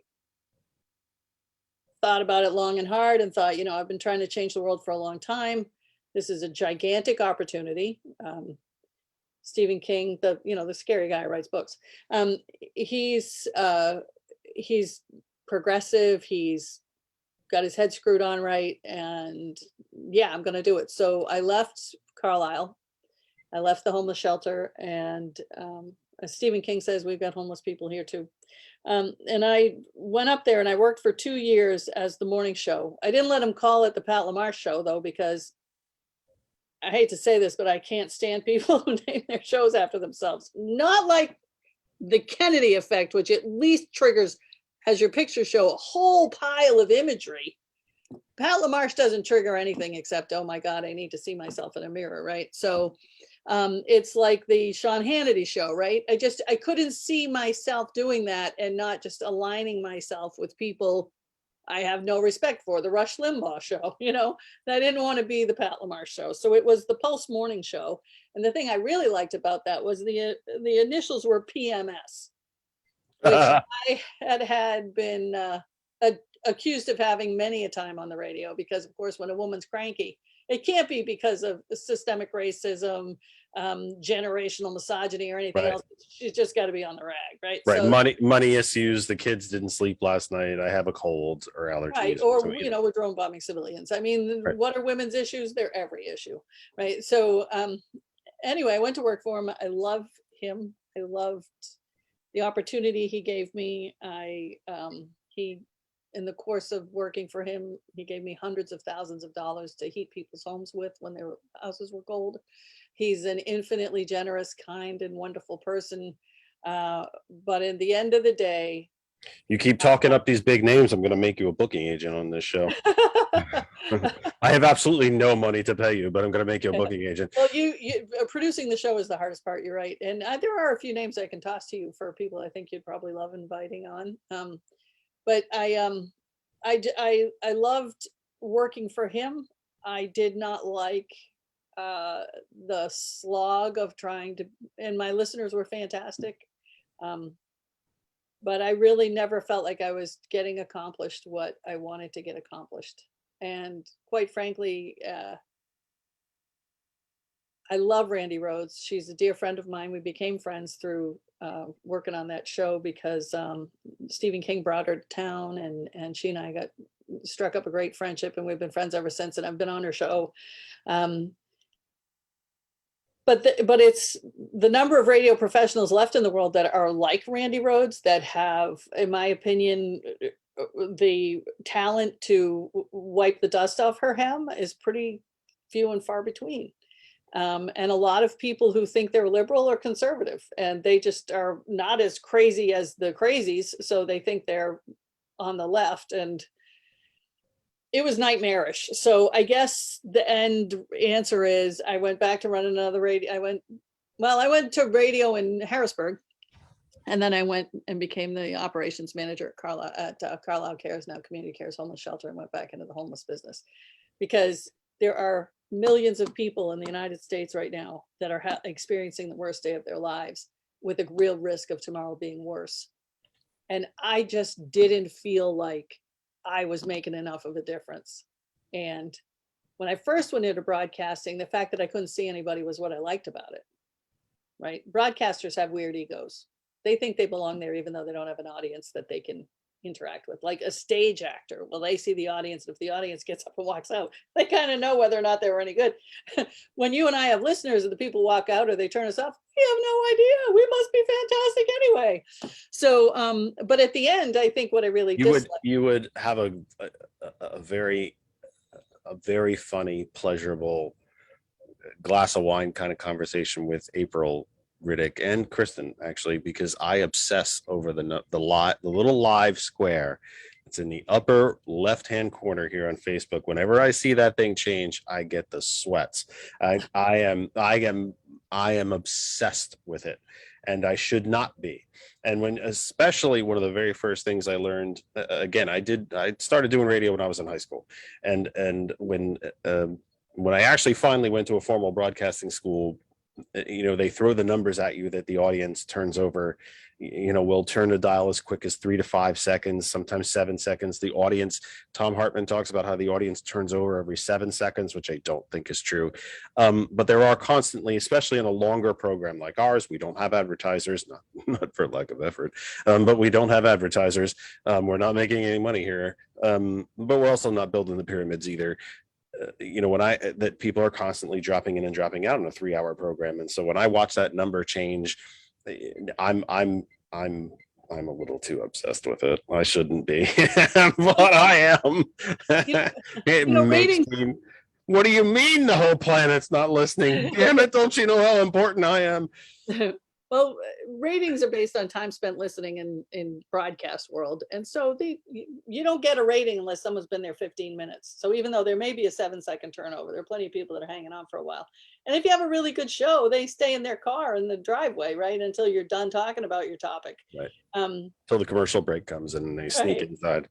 Right. But I think, this is my first encounter with you. I think you're fabulous. So if Pat Lamarche's opinion matters, which I'm afraid it might not, I'm going to name dropping, Pat. It's going to matter a whole damn lot to me. Let me just be blunt. Let's just be honest. Keep name dropping here. You set the bar. I'm looking to qualify by the time we sign off tonight. Is like you said Randy Rose. Are there big pockets on the left? I worked for some of them, right? You could dust Randy Rose's. You could wipe the dust off her skirt. You qualified. You made it. You're good enough. Yeah, I love her. Can I ask you a crazy question? This is way off topic. Really, really, really off topic. And if you've not watched Randy Rhodes, you're not gonna have a clue what I'm talking about. When I had DirecTV, I watched Free Speech a lot, and I watched Randy a lot, especially when I was home during the stay-at-home safety guidelines before we, got back to work and before I ditched DirecTV. And you can still watch Free Speech TV, by the way. I do share my program to Free Speech TV. I find it somewhat of a miracle that they haven't said, no, you can't do that anymore. It's in the visitors post. You can find it there, but they continue to allow it, which I think is very interesting. And you can watch Free Speech TV for free online, by the way, at freespeech.org, and I encourage you to do so. Can you tell me why she holds the microphone? Have you noticed? Probably a habit she developed 35 years ago. I mean, she's seems terribly been doing this inconvenient. a long time. It seems terribly inconvenient to me. It's a very inside baseball question, and most of the listeners are like, we don't know what you're talking about, and we really don't care. But I just have always found that very odd that for that big computer setup that she has, I'm picturing if I was sitting in her seat, which would be to her right, that huge computer setup that she has, she constantly has to shift the microphone from hand to hand to hand instead of just having it on a boom or on a headset. I always found that very interesting. I don't know why I find it so interesting. I no one else probably finds it interesting. I do, though. I just think it's interesting. Can I give you an answer that's almost as crazy as your question? Because the answer is very inside baseball. There's no question. Have you ever But watched I'd like to know. You ever watch Nomar Garciaparra bat? Oh, why did he play with the gloves so much? Yeah. No, but he did the elbows, right? Yeah, and readjusted the gloves. It had to be like 13 times, I think he said, or it had to be a specific number of times after every pitch. Yep. So, I don't know, but I'm willing to bet it's something she's been doing since she started in the business. It works for her, so she keeps doing it. It's a totally inside baseball question. No one else cares but me. Yeah, but I mean, I've worked with people who are pretty idiosyncratic. Usually they're just chain smokers. Every single time they played a song, or every other time they played a song, if they weren't taping, listeners calling in, they were out there, chain smoking. But pretty much everybody's pretty idiosyncratic on the radio, I think. Or every time they open the mic, they clear their throat, and it's just, I think that's probably true of me. Every time just before the mics went on, I'd clear my throat. But I don't have I don't want to say not professional, although I guess that's actually probably the most accurate way to put it. I don't have as advanced a setup here. I don't have a cough button. Oh yeah. So every time one of the biggest things that annoys me on radio, especially sports radio, because so many of those hosts are just plucked out of nowhere, is when someone swallows on the air. It makes me mental, because it was one of the very first things that they taught us at broadcasting school. You do not swallow on the air. No one wants to hear it. And it's disgusting sometimes to hear it, just a very awkward little bit of a sound. And I just wish I had a cough button, because I find myself doing it and I can't stop it, and I can't get away from the mic far enough.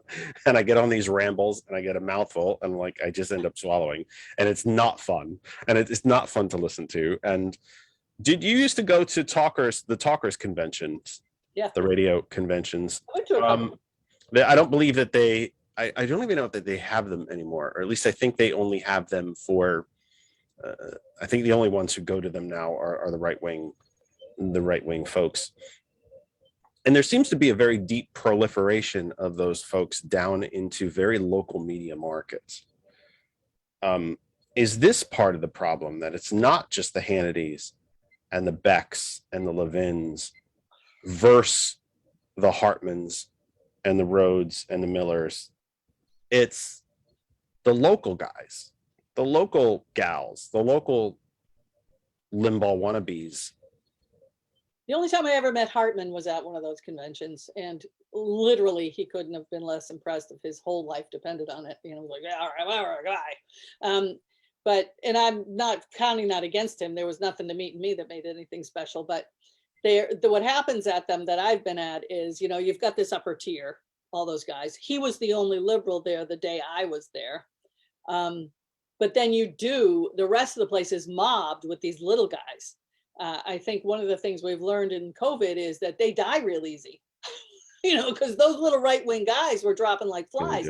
insisting that they wouldn't get their shot, while probably the guys at the top were getting their shots. Until they were on their deathbed. And let's remember that Fox requires a vaccine. And if you don't get vaccinated, they require daily tests to Right. enter the building, not just even to work or be there or will stop by your desk with a test. You can't enter the building. Well, and I think that these little guys walked the walk far more than obviously Fox did, right? And so they got sick and they died, or they got sick and they got better. But those little right-wing guys, they're mostly guys, but there are plenty of, Phyllis Schlafly wannabes out there that want to, sell their sisters down the river. But they fantasize that. I literally think of it as, and I think that's the other reason why talk radio wasn't so much fun for me as a liberal, because I wasn't doing it to get off. I was doing it because it gave a damn about the world. And it's hard to be in a business where everybody else is doing it to just sort of polish their own forehead, while I was trying to stop an execution in Georgia, and then the execution went through anyway. It's just very disappointing to be the voice of sanity in a world where pretty much all the other voices aren't. And then you also have to have a gigantic ego. And I just don't think that I think I'm better than anybody else. So I'm better at stuff than other people. I think I was a darn good broadcaster, which is probably why I was an award-winning broadcaster, but I don't think I need to judge other people or push them around. And that's kind of a big part of authoritarian radio, regardless of the side you're on. But yeah, all those little sniveling local radio hosts that supped at the feet of Sean Hannity, yeah, they're all pretty. It's just sort of like bigger maggots and littler maggots, not to be too visual. Oh, it's a pun as well. Oh, it is. I mean, let's be blunt. It's a pun, isn't it? 6:30 Eastern time. Let me get back on my half-hour reset. As Pat and I were talking about, actually, the FCC does not regulate me, but yet I try to stick to most of the rules. Anyway, I only swear when it flies out of my face. I make an intentional effort not to do so. Occasionally, it flies out of my face. I don't think I've ever dropped an F-bomb on the air, but I do say shite occasionally. 6:31. We are the Kennedy Effect, and we are live for the 21st of November, 2021. This year is coming rapidly coming to a close. And might I just put in a very unsolicited and unpaid for plug-in, especially unpaid for, the city of Bethlehem, Pennsylvania. If you have not been here at Christmas, please come and see it. It is the Christmas city, and it is regularly is on the top 10 places to visit during Christmas. And I believe she came in number 1 this year. If you've not seen Bethlehem at Christmas, get here. It is brilliant, and put a little joy back in your life. This is going to be an important Christmas, I think. A good number of us are vaccinated. We can actually go out and visit and shop and see the sights and visit family and travel. So come visit us here in the Lehigh Valley. We are happy to have you, but do so safely. That other side of information on Facebook, hot101.net, our website, the Apple App Store, the Google Play Store, and the Tune In radio app. However you take us in, your desktops, laptops, tablets, phones, Bluetoothing in the car, or hey Alexa, play hot101.net. I'm going to do it one of these days, kids. One of these days, I'm going to do it. And I'm going to be so pleased with myself, it's going to be almost uncomfortable to watch. And of course, TCP, the culture professional out of Lancaster. Pat, before we shift to poverty and our unsheltered population, let me ask you, can the media landscape be saved? And do you miss it?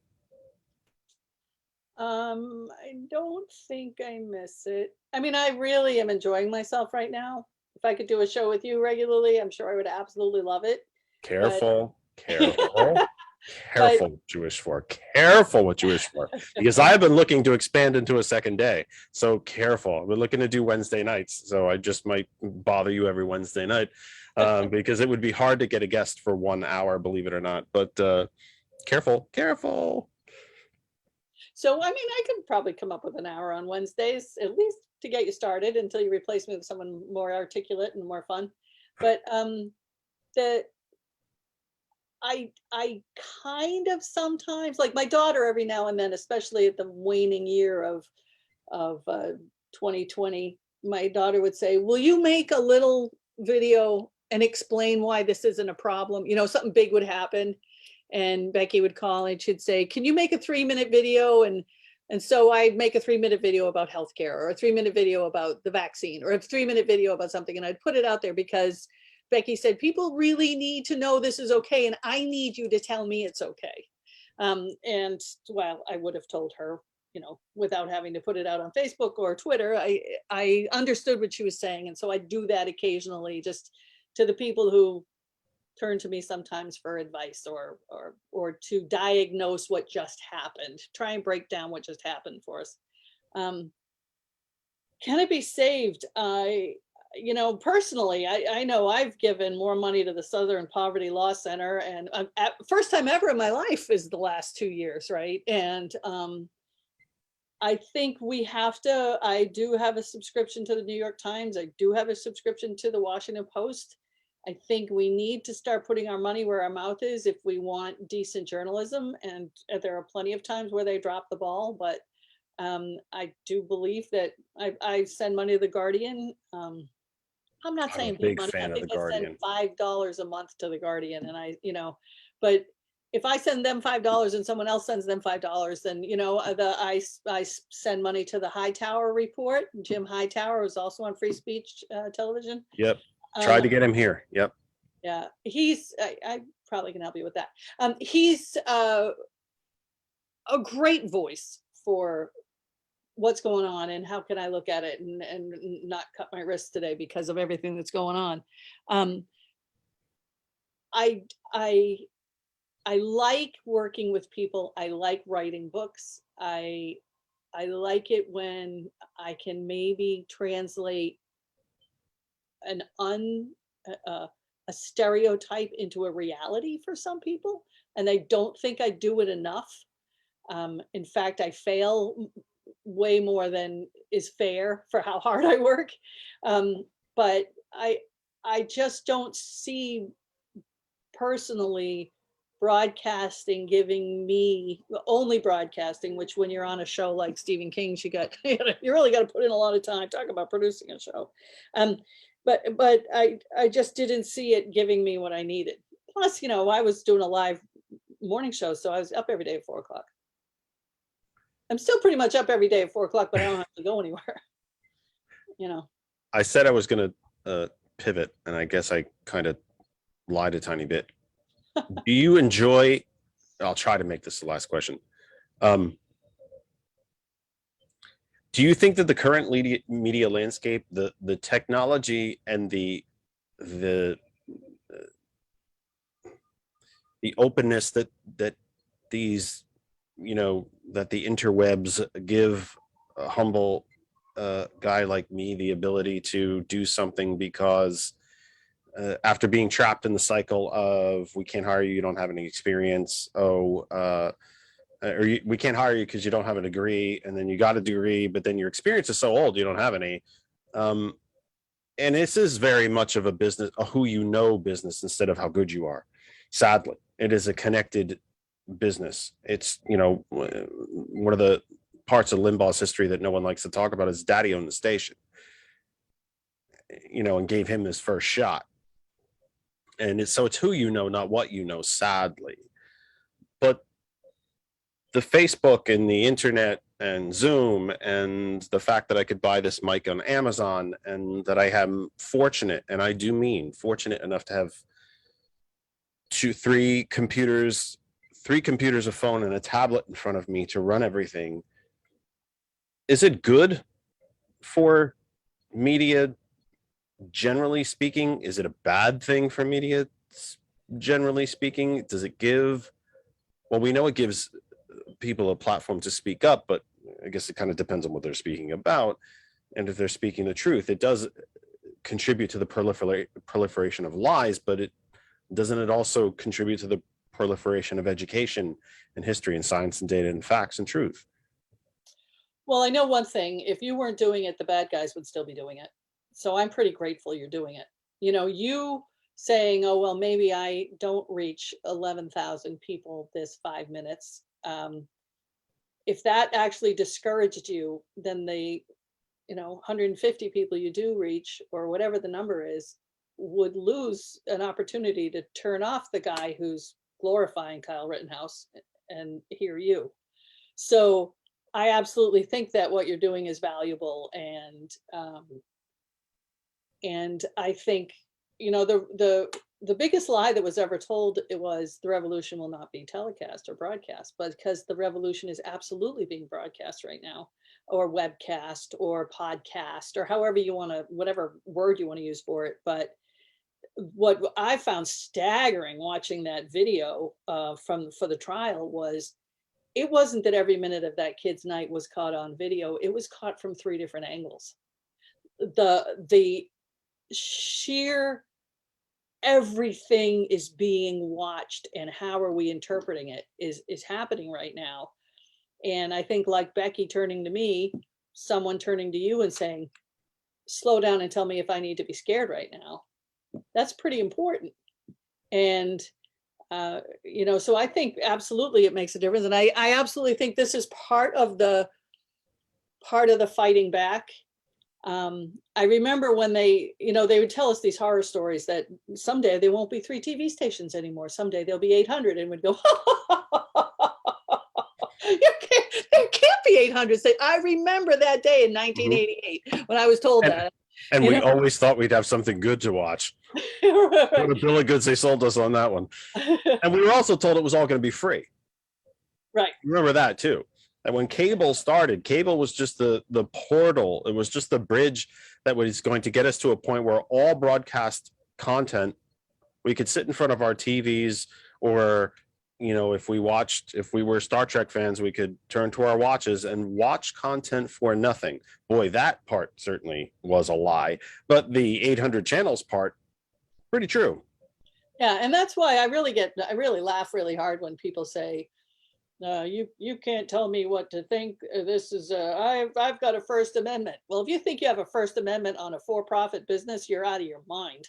Nobody had a First Amendment on my radio station. Nobody had a First Amendment in my newspapers that I wrote for. They paid me to write, to make you read, and you didn't have a right to say anything to me. That you want a First Amendment, buy yourself a piece of cardboard, get some lipstick, make yourself a sign, and go down to the corner. There's your First Amendment. If you think Mark Zuckerberg stealing my information means I'm not going to delete your unsavory comment, you're out of your mind. I paid with my information for the right to delete you from my Facebook page. So everything's a commodity. And if you're in a for-profit business, then whether you're there as the supplicant who has turned over your life to Facebook or Twitter or whoever, you own your page because you paid for it with your private information. And it ain't free speech, buddy. So I'm shutting you up. And I feel really good about that. And so I think that you should feel really good about the fact that you've got your voice out there, so that next time someone says something nasty, like people like to be homeless, you can say, wait right there, buddy, you're wrong. Right. And because people don't. It's just the biggest lie. And it's not a scam, and it's not a racket, and it's tragedy, and it's human suffering. And if you telling yourself something like that makes you feel better, then what you need to say is, me lying to myself about homelessness makes me feel better. Not that anything else you've got to say is true, because everything else is a falsehood. Write it on the chalkboard 100 times. Yeah. I have to do stuff like that occasionally too. I will not chew gum in class. I will not chew gum in class. That might be a good place for us to pivot. I would like to start a discussion about our unsheltered population with a little bit of history. We know how bad the Great Depression was. There were thousands, hundreds of thousands, if not millions of folks who lost their homes and farms during the Great Depression. Farmers migrated into the cities and had nowhere to live. The Dust Bowl, of course, contributed to that as well. I always love. It took me 2 whole sentences to drift off on a tangent. I always love how folks on the right talk about how environmental policy is just, it's a scam, it's a game. We don't need any of that. By the way, it was environmental policy. It was progressive environmental policy that saved the breadbasket of this country and what was the breadbasket of the planet from the Dust Bowl. That was in the 30s. Just keep that in mind.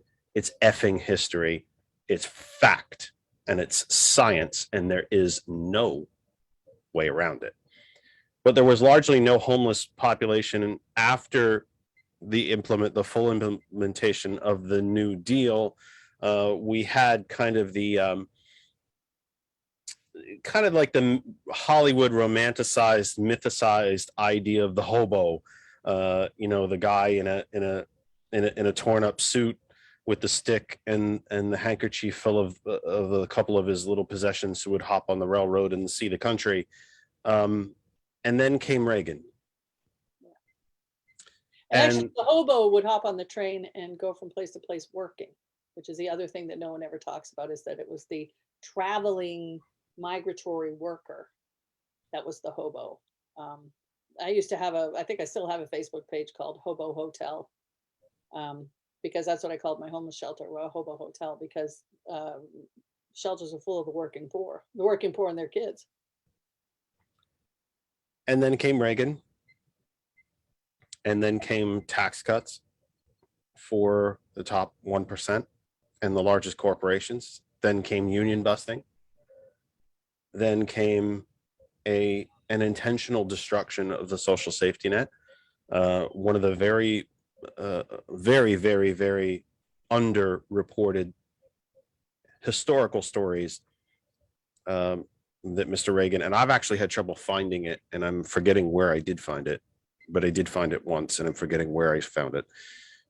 When a reporter asked Mr. Reagan why he wanted to be president, who honestly, and I have to say it was honesty, told the reporter, because I want to destroy everything that's left of the New Deal. And he emptied the mental institutions, and we had a homeless problem. And that problem has promulgated and expanded. And for many reasons, returning vets, again, as you said, the working poor, the destruction of unions, the suppression of wages, the denial of healthcare and the expense of healthcare, and the fraction of the unsheltered that are runaways and LGBTQIA teens and folks who have been rejected by their families. That is an all too generalized and all too brief history, I think, of homelessness. Let's remember also that 40% of the population cannot absorb a $400 emergency. 60% of the population cannot absorb a $1,000 emergency. And that the richest 3 people in the United States have as much wealth as the bottom 200 million.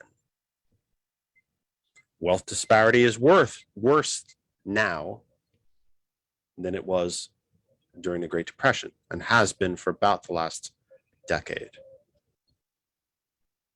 The single worst set of wealth disparity in the United States in its history. We no longer have the largest middle class. That's China. And not just by population, but by per capita. Because when you adjust the population to fit the statistics, largest middle class is now in China. A record low number of people since the institution of the New Deal, the savior of the Great Depression. The lowest percentage of people identify themselves as middle class. It's now 47%. All of these factors, all of this history, all of this supporting data leads us to this unsheltered population. Men, women, children, kids, families, the old, the young, the sick, the healthy. What about anything that I said is inaccurate, or that you would like to illuminate on? Or is there a different reason for how we got here other than 40 years of Reaganism and greed? No, I think your show's over. Done. Done, job done, huh? um, That makes for a great that makes for a Well- great talk show. Well, you're all right. So thank you. And I'm gonna walk out on a high note. It's a very Seinfeld type exit. It's like, all right, and thank you for that. And we'll see you next week. so my newer nightmare book, the Still Left Out in America, this one, the big epic tome of I'll just tell you some of the chapter titles because it just goes along with what you were saying of causes of homelessness. So My glasses are nowhere near as cool as that. I'm just saying. $2. I just got to be blind. I just got to be honest. They're nowhere near as cool as that. One chapter title here is Jerry Sandusky Changed Everything. We have never cared about children. They're not mentioned in the 10 Commandments, so you can go back as far as you want. You can, don't touch my neighbor's wife, but do whatever you want to my kids. Veterans experiencing homelessness, too humiliated to tell, too poor to help, a parent's worst nightmare, homeless teens and young adults, elder orphans, welfare reform, homelessness to prison to homelessness, homelessness to the hospital to homelessness. Homeless people pay for their stuff to have a home. We have a storage industry of epic proportions. That's a whole nother story. I mean, we could just go from And largely didn't exist before the Reagan era anyway. There's almost nowhere you can go and not see a storage company. Right. Rent a storage unit.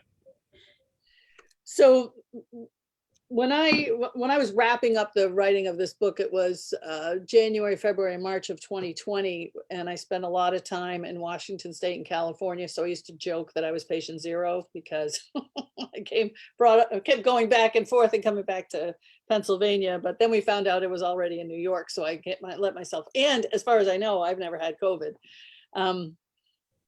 But I was out there because I was interviewing the people of Paradise, where 28,000 people became homeless in 80 minutes. 28,000 people in 80 minutes. So we have reasons for homelessness that are everything from, I also, as an embedded reporter, I was sent down to Katrina, where 1.2 million people lost their homes in 3 days. So we have this climate change homelessness that is ballooning the numbers of homeless people, and it's a natural disaster. So we send FEMA in, and that's a nightmare. And for a minute, maybe for 90 days, there's a certain amount of sympathy for the people affected. There's also, as there always is when the federal government responds, a knee-jerk reaction to expect that everybody's going to rip us off. And so a poor person who legitimately watched their house burn down and never found their cat and had to flee a town that was pitch black, that you couldn't see your hand in front of your face, even though it was 10 a.m. Those people are accused 2 weeks, 3 weeks, a month later of milking the system, not really needing it. I mean, we turn cold real fast on people. Even though the electric company, PG&E, was found guilty of murdering 83 people, pled guilty to murdering 83 people in Paradise. There is no criminal consequence for them. But Kyle Rittenhouse, only on the corporate level. You can murder anybody you want as long as you're a corporation. Even though corporations are people. Right. Isn't it remarkable how jurisprudence doesn't work for them? If you murdered someone, you'd be brought on trial, but corporations aren't, but yet somehow they're people. Unless you're Kyle Rittenhouse. He's going to become a corporation. Yeah. So, yeah, so the causes of homelessness are everything from personal disasters to climate change disasters. And all of it is exacerbated by poverty. So there is the overwhelming cause of homelessness is poverty. It is not drug abuse, because I can take you to a house and show you a drug addict. It's not alcoholism, because I can take you to a house and show you an alcoholic. It's not mental illness. I can take you to a house and show you someone who's mentally ill. I can take you to a house and show you someone with untreated mental illness. The difference is whether or not you got enough money to live. So poverty is the cause of homelessness. There were many people who were in the Paradise Fire who relocated to another state, got a new home. Yes, they were made homeless and they were remedied quickly. They were people with affluent means. I know one guy there's a guy in the book who he was pretty much the father of the town. He'd been the president of the school board a bunch of times, and he was mayor a bunch of times, and he had a big thriving business, and he took good care of his workers, and he had a beautiful home, and he had an RV, and he had a second home. And so when the fire happened, sure, it was tragic like it was for everybody else, but he had a soft landing compared to people who lost everything and were just renting. But I've also had people who had a house fire that ended up homeless in my shelter, because there was the insurance company paid the landlord, but they got nothing. Maybe Salvation Army put them up for 2 nights in a hotel, and then boom, they had nothing. So one time I had a woman that was brought to me. A lot of law enforcement brings people to homeless shelters. By the way, that's not their job. We keep using the police for stuff that's not the need for deadly force, which is the only time the police should be called. And so their job gets really muddled.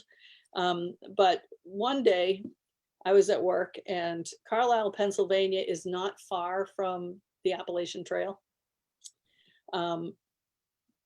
There was a woman whose house burnt down. She was renting, and a Appalachian Trail national park ranger or whatever found her living on the trail. Now, if you're walking the Appalachian Trail, there are places for you to sleep at night, right? Mm-hmm. But you're not supposed to live there. So she had nowhere to go, and she lived not far from the trail. So she just got a tent and went and was living on the trail. And he was in Maryland, and he couldn't find anywhere nearby to bring her. So we brought her up to Carlisle, Pennsylvania and I'm about 25 miles north of Maryland, brought her to us. She was the hardest worker. She was working at the time that her house burnt down. But of course, because she was relocated to Carlisle, she lost that low-wage job where she was working. And then she had to get a new low-wage job in Carlisle, saved her money, and got the heck out of there. Got the heck out of there, still took 6 months, but she only had herself to worry about, and she could remedy it eventually. But every single person who ends up without a home has a different reason for why they end up without a home. And if you don't want to get to know them, you won't know why. All you can say to yourself is, I am going to take the leap of faith that this really sucks and something should be done to mitigate this. And as soon as you take that leap of faith and you start voting that way, 100 units of workforce housing, building 100 units of workforce housing makes 130 permanent jobs in your community. You want more people to work in your community? Build some housing.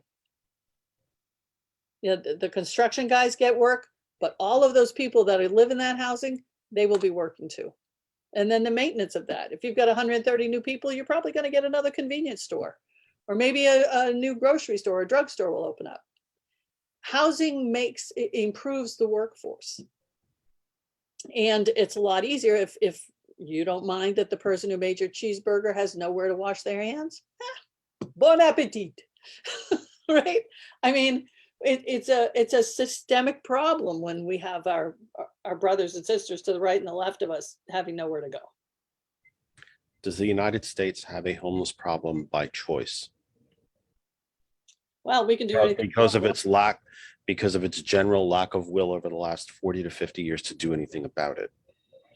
Well, the powers that be, those 3 guys and their minions in Congress, they're playing on 2 pretty important self-preservation desires on the average human. So if I want, my intellectual self-preservation means that I have to believe that that homeless person asked for it, because the transitive Or property. they're just lazy, or Yeah, yeah. but the transitive property of homelessness means that if they didn't ask for it and it happened anyway, then it could happen to me, even if I don't ask for it. So self-preservation in my psyche means I got to believe they had it coming. That way I can go to bed at night knowing it's never going to happen to me. Right? So that's just, they're playing on that in the psyche. So when your congressperson or your local rep or that Scott Perry bag of garbage says, you know, these people are lazy. Yeah, they gotta be, because that's never gonna happen to me, because I'm not lazy, you know, and you buy into that crap and you vote for him again, which is just horrifying. Horrifying. They redistricted and made him my representative, which I highly resent. Well, I think most of the Commonwealth should resent its representation. I can make a real good case for that. I can also make a case that the Commonwealth wouldn't be as red as it is if it wasn't for gerrymandering. So, but that's another topic for a different day. Right. I don't want to skip to the end of the story necessarily. I should not do that. Not at 6:59. It's 6:59, by the way, Eastern time, because I just said that. So it is. So let me reset one more time. And you will notice if you're watching on Facebook, I'm going to put the phone number on the screen. Now, please don't all call at once, but please do. Talk to me, talk to Pat. Let's talk about this exceptionally important topic. We're just scratching the surface of her, you know, let's not, you know what, it's no pun, do God's work, whether you believe it or not, helping these folks out. Anywhere you are on Facebook, that other side of information, come on over, talk to us, comments, questions in the chat. I will ask them if I see them. I will see them because I keep checking. Ask your questions there, be part of the program. I will put the phone number on the screen very shortly. Hot101.net, Apple App Store, Google Play Store for Android, TuneIn Radio app, and ask Alexa to play Hot101.net and TCP. Pat, I don't want to skip to the end of the story necessarily. There are so many different pages in the coloring book that you and I could color in before we get to the end. But when you talk about building affordable workforce housing, it leads me to the solution, and I do mean solution, that is being instituted in Finland and is now spreading throughout Scandinavia. Finland did a very simple T-chart. We have this many homeless folks. We have this many abandoned properties. Let's just give them a house. And we will pay for the rehab of that house, but they will partner, dare I say, intern with, apprentice with the tradespeople working to rehab the property. And when that rehab is done, that's your house. And you don't have to pay taxes on it for a certain number of years. I want to say it's 10. I'm working from memory. But you've also learned a skill. You've learned carpentry. You've learned drywall. You've learned the basics of electricity, masonry, landscaping even, et cetera, et cetera. So it's when I ask you if the United States has a homeless problem because we choose to have one, I am reminded of that solution in Finland. We are not so superior a nation, if we are a superior nation at all, that we cannot learn from other nations. It seems to me, especially as I drive around Lehigh Valley. You're in Carlisle, a place like the Commonwealth that has been so massively and so thoroughly deindustrialized, with thousands and thousands and thousands of abandoned homes. We could solve this problem if we chose to. Those three richest people could pay for the infrastructure bill and still have billions left over. We are not solving this problem because we are choosing not to. Because those folks who are worth $200+ billion don't want to pay an extra penny, let alone billion, in taxes. We could fix this problem if we choose to.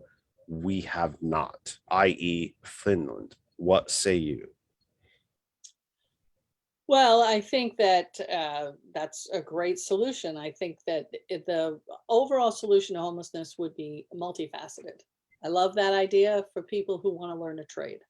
But pretty much everybody I ever worked with, I did an informal count of the people that I had in my care over a decade. 55% of them already had an income. 30% more were their children. 85% of the people in my shelter were the working poor and their kids. So it's not like, oh, there's a bunch of people doing nothing, we'll teach them to be an electrician. No, that homeless person just gave you your Uber ride. I had a lot of Uber and Lyft drivers.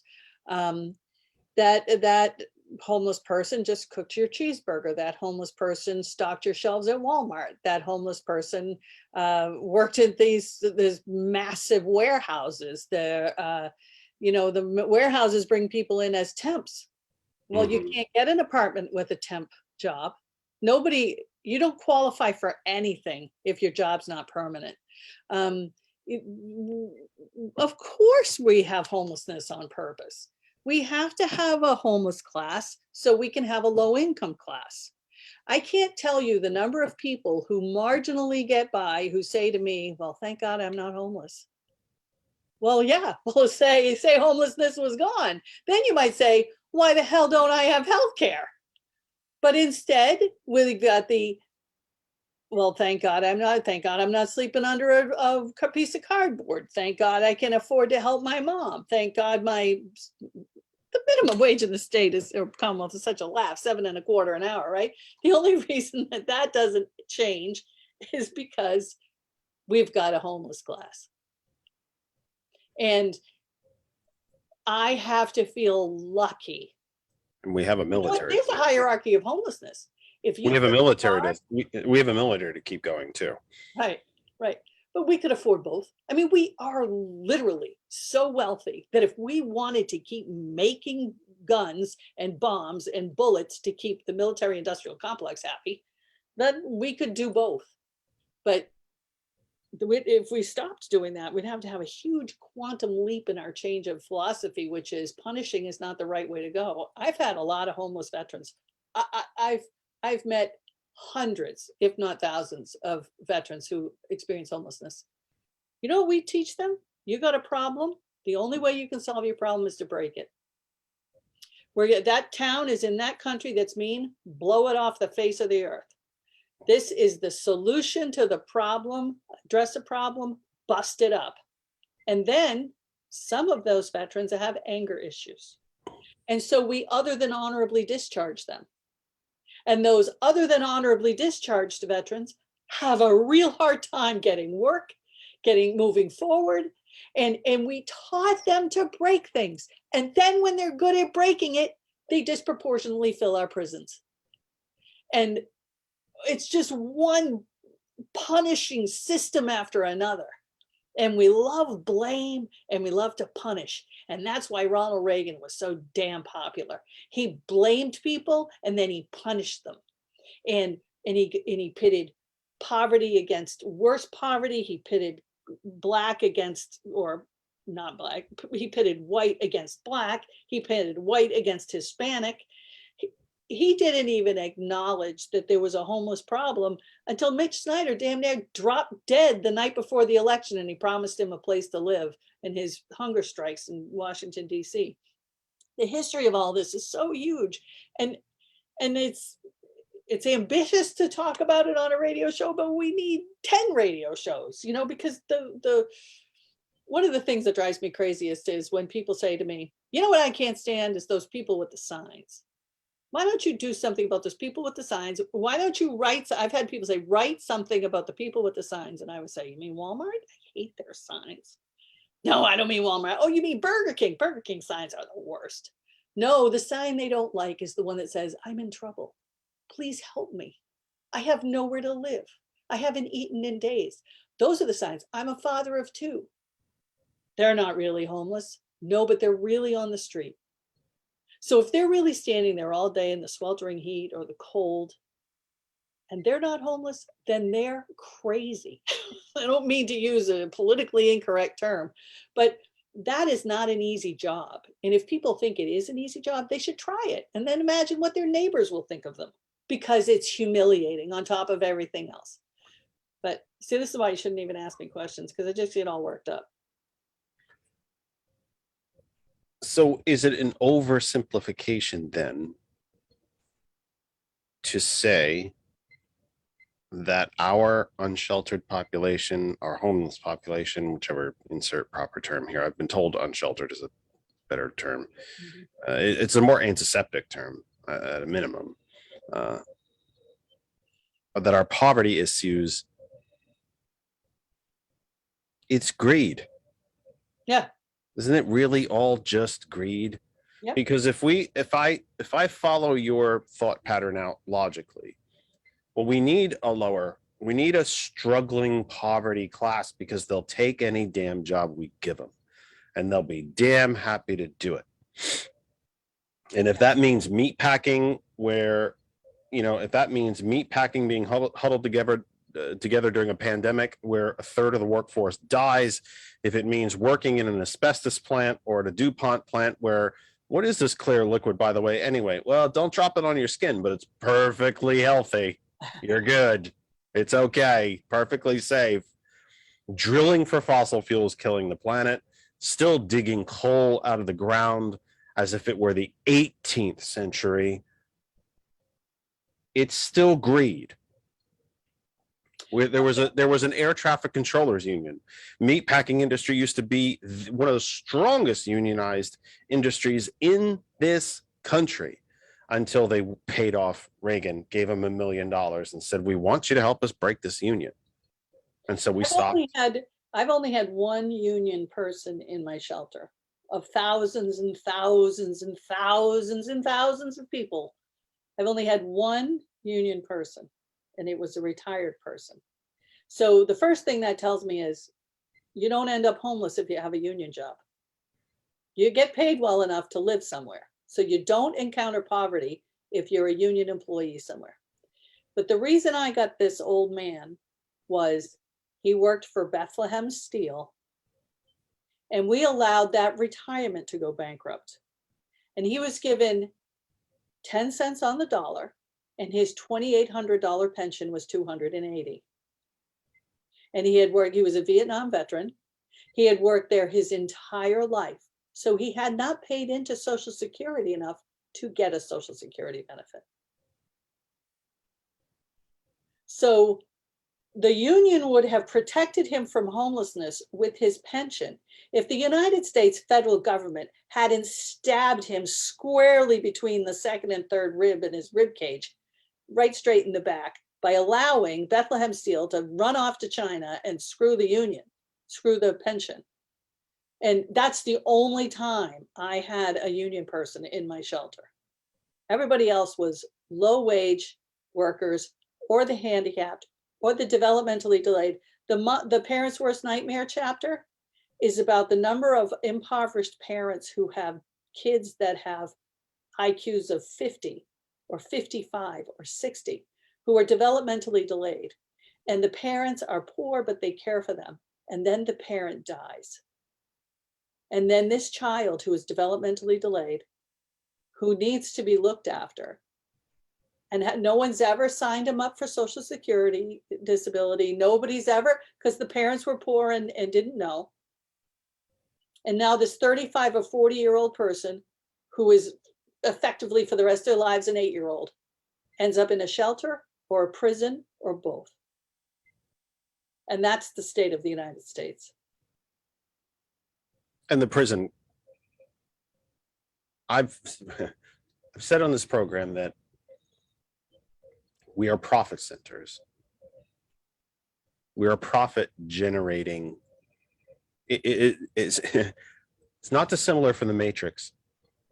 As long as we're providing energy to the machines, we can live in our pod full of gel when we pass, we get flushed into the system and rot away. We all remember Alan Grayson famously taking to the House floor and saying that the Republican healthcare plan is die because you can't afford health. So just die if you get sick. It's a lot quicker and cheaper and hopefully less painful. Isn't it? Can I make the argument that some of the homeless that end up in your shelter and shelters across the country simply aren't profitable anymore? So we throw them away. Well, they're always profitable if they make you go to work for $8 an hour.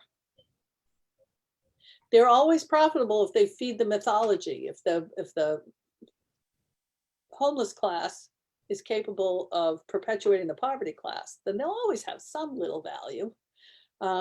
They're scary. That's kind of good. It's the other problem is all the rules are made by people who've never experienced the problem. So the most illogical things happen. I'm gonna tell you a secret I've basically kept, although only because I had no one to tell it to. So maybe this is mea culpa, Father. It's time for me to confess. I have the black shirt on. I forgot my collar. Need a little, yeah. When I was working, although this neck is pretty bloody without color, so it's damn near a white collar, isn't it? When I was working at a shelter, the Commonwealth representation, I don't even know the organization, but they brought us all together and they talked to us about being able to pass legislation that would have affordable housing component to it, so that they would be guaranteed in each county a certain amount of what they call affordable housing to be distributed to people in need, or rented and leased to people in need, I should say, because it's not a gift. And it's well, anyway, ask me about Section 8 later. So anyway, so I was sitting there and they were saying that we could lobby our state legislature, our Commonwealth legislature, we could lobby them to effectively pass this, and that a deal would be made that they would allow this increased housing availability if we were willing to convince our county not to eliminate fracking. So they were literally turning the housing professionals against the environmental movement. You want a place to put your homeless? You better let us frack. You better let us pollute the water. You better let us contaminate the wetlands. You better let us, you just better let that fracking industry thrive, or else we won't let you have any more housing. Gun to the head of the people who should have been natural allies with, making a sustainable, healthy environment.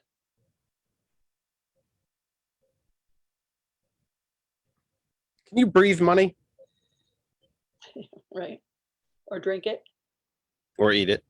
Well, you can, though. You can buy clean water. You can get water purified. You can buy organic. You can, the really, really wealthy, the Jeff Bezos of the world, I'm absolutely certain if they want to import a Wagyu steak from somewhere and, have grass-fed, whatever, I'm sure that they can do whatever in the world they want. That's the thing, is the wealthy can. Eventually, the planet will be gone. But right up until that last minute, they'll be the only ones with their nose above the water. I think of it's a movie that I wonder sometimes why it didn't do better. I don't know if it just, because I did finally watch it and I wonder if it just wasn't that great, or if the message in it was so salient that it was kind of didn't do great. Elysium. Oh, I thought that was a great movie. And it's a damn salient movie, isn't it? Mm-hmm. The wealthy built themselves a space station that none of us knew about. Yeah. And then they left us all here to die. Yeah. The wealthy had healthcare. That's just the machine. Right now. Yeah, the machine where you can scan cancer out of the body, while LA is basically a desert because of climate change. And yeah, I mean, I thought it was actually quite forward thinking. Yeah. Well, And it's now, right? It's actually now. And the brilliance of the insurance companies is 99.99% of the time, the insurance companies don't even have to get you to death. They only have to get you to 65. So the insurance companies bail on the most expensive population, healthcare wise, because they don't get you to the end of your life. Hopefully, they only get you to when you get expensive.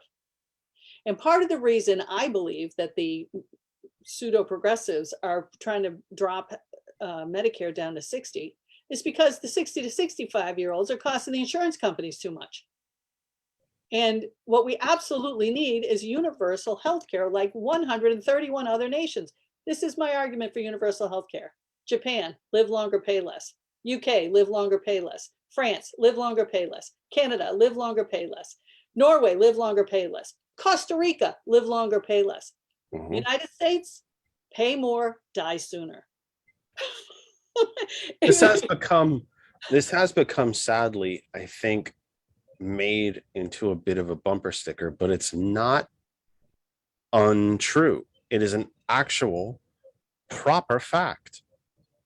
We are the only nation on earth that does what we do in so many different ways. We have become a purely capitalistic, libertarian, yes, I'm going to drop an F word, fascist nation.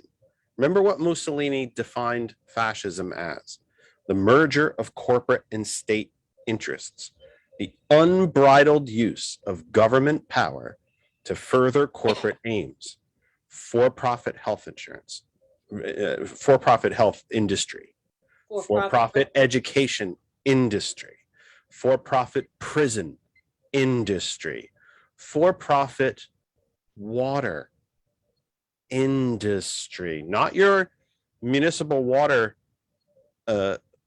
treatment plant, but when the CEO of Nestle says water is not a natural human right, you know, the thing that you'll die if you don't get it for 3 days, not a natural human right. Corporations should control it and dispense it at their leisure.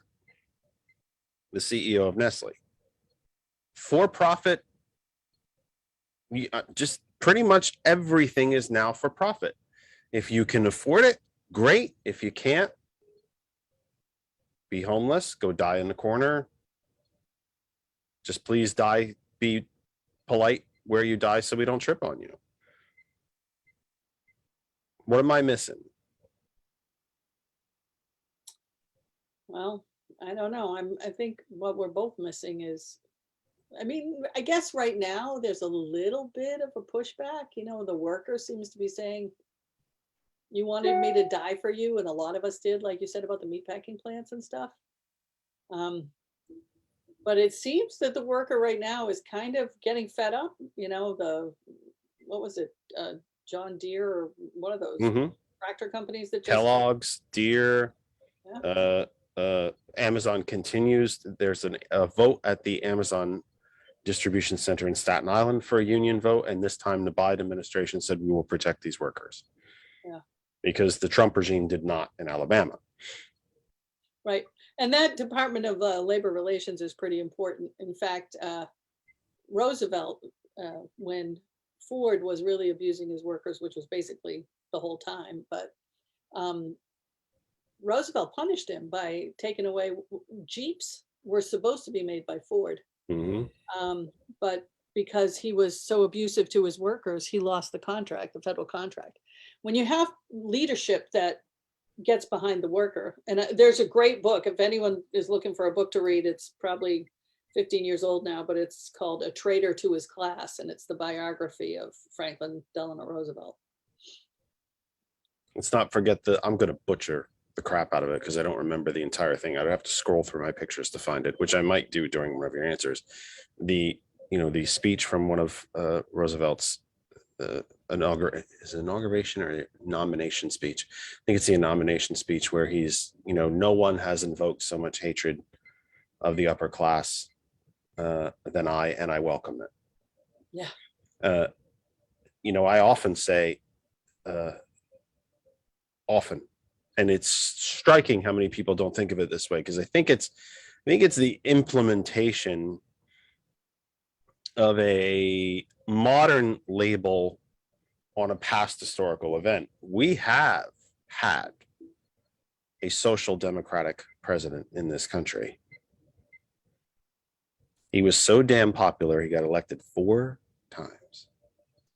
And Republicans and corporatists had to change the Constitution to make sure it didn't happen again.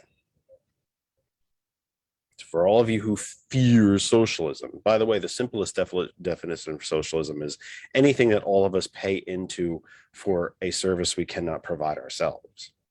It's very simple. Libraries, schools, police, fire, EMS, water, power, things like that. Very simple definition.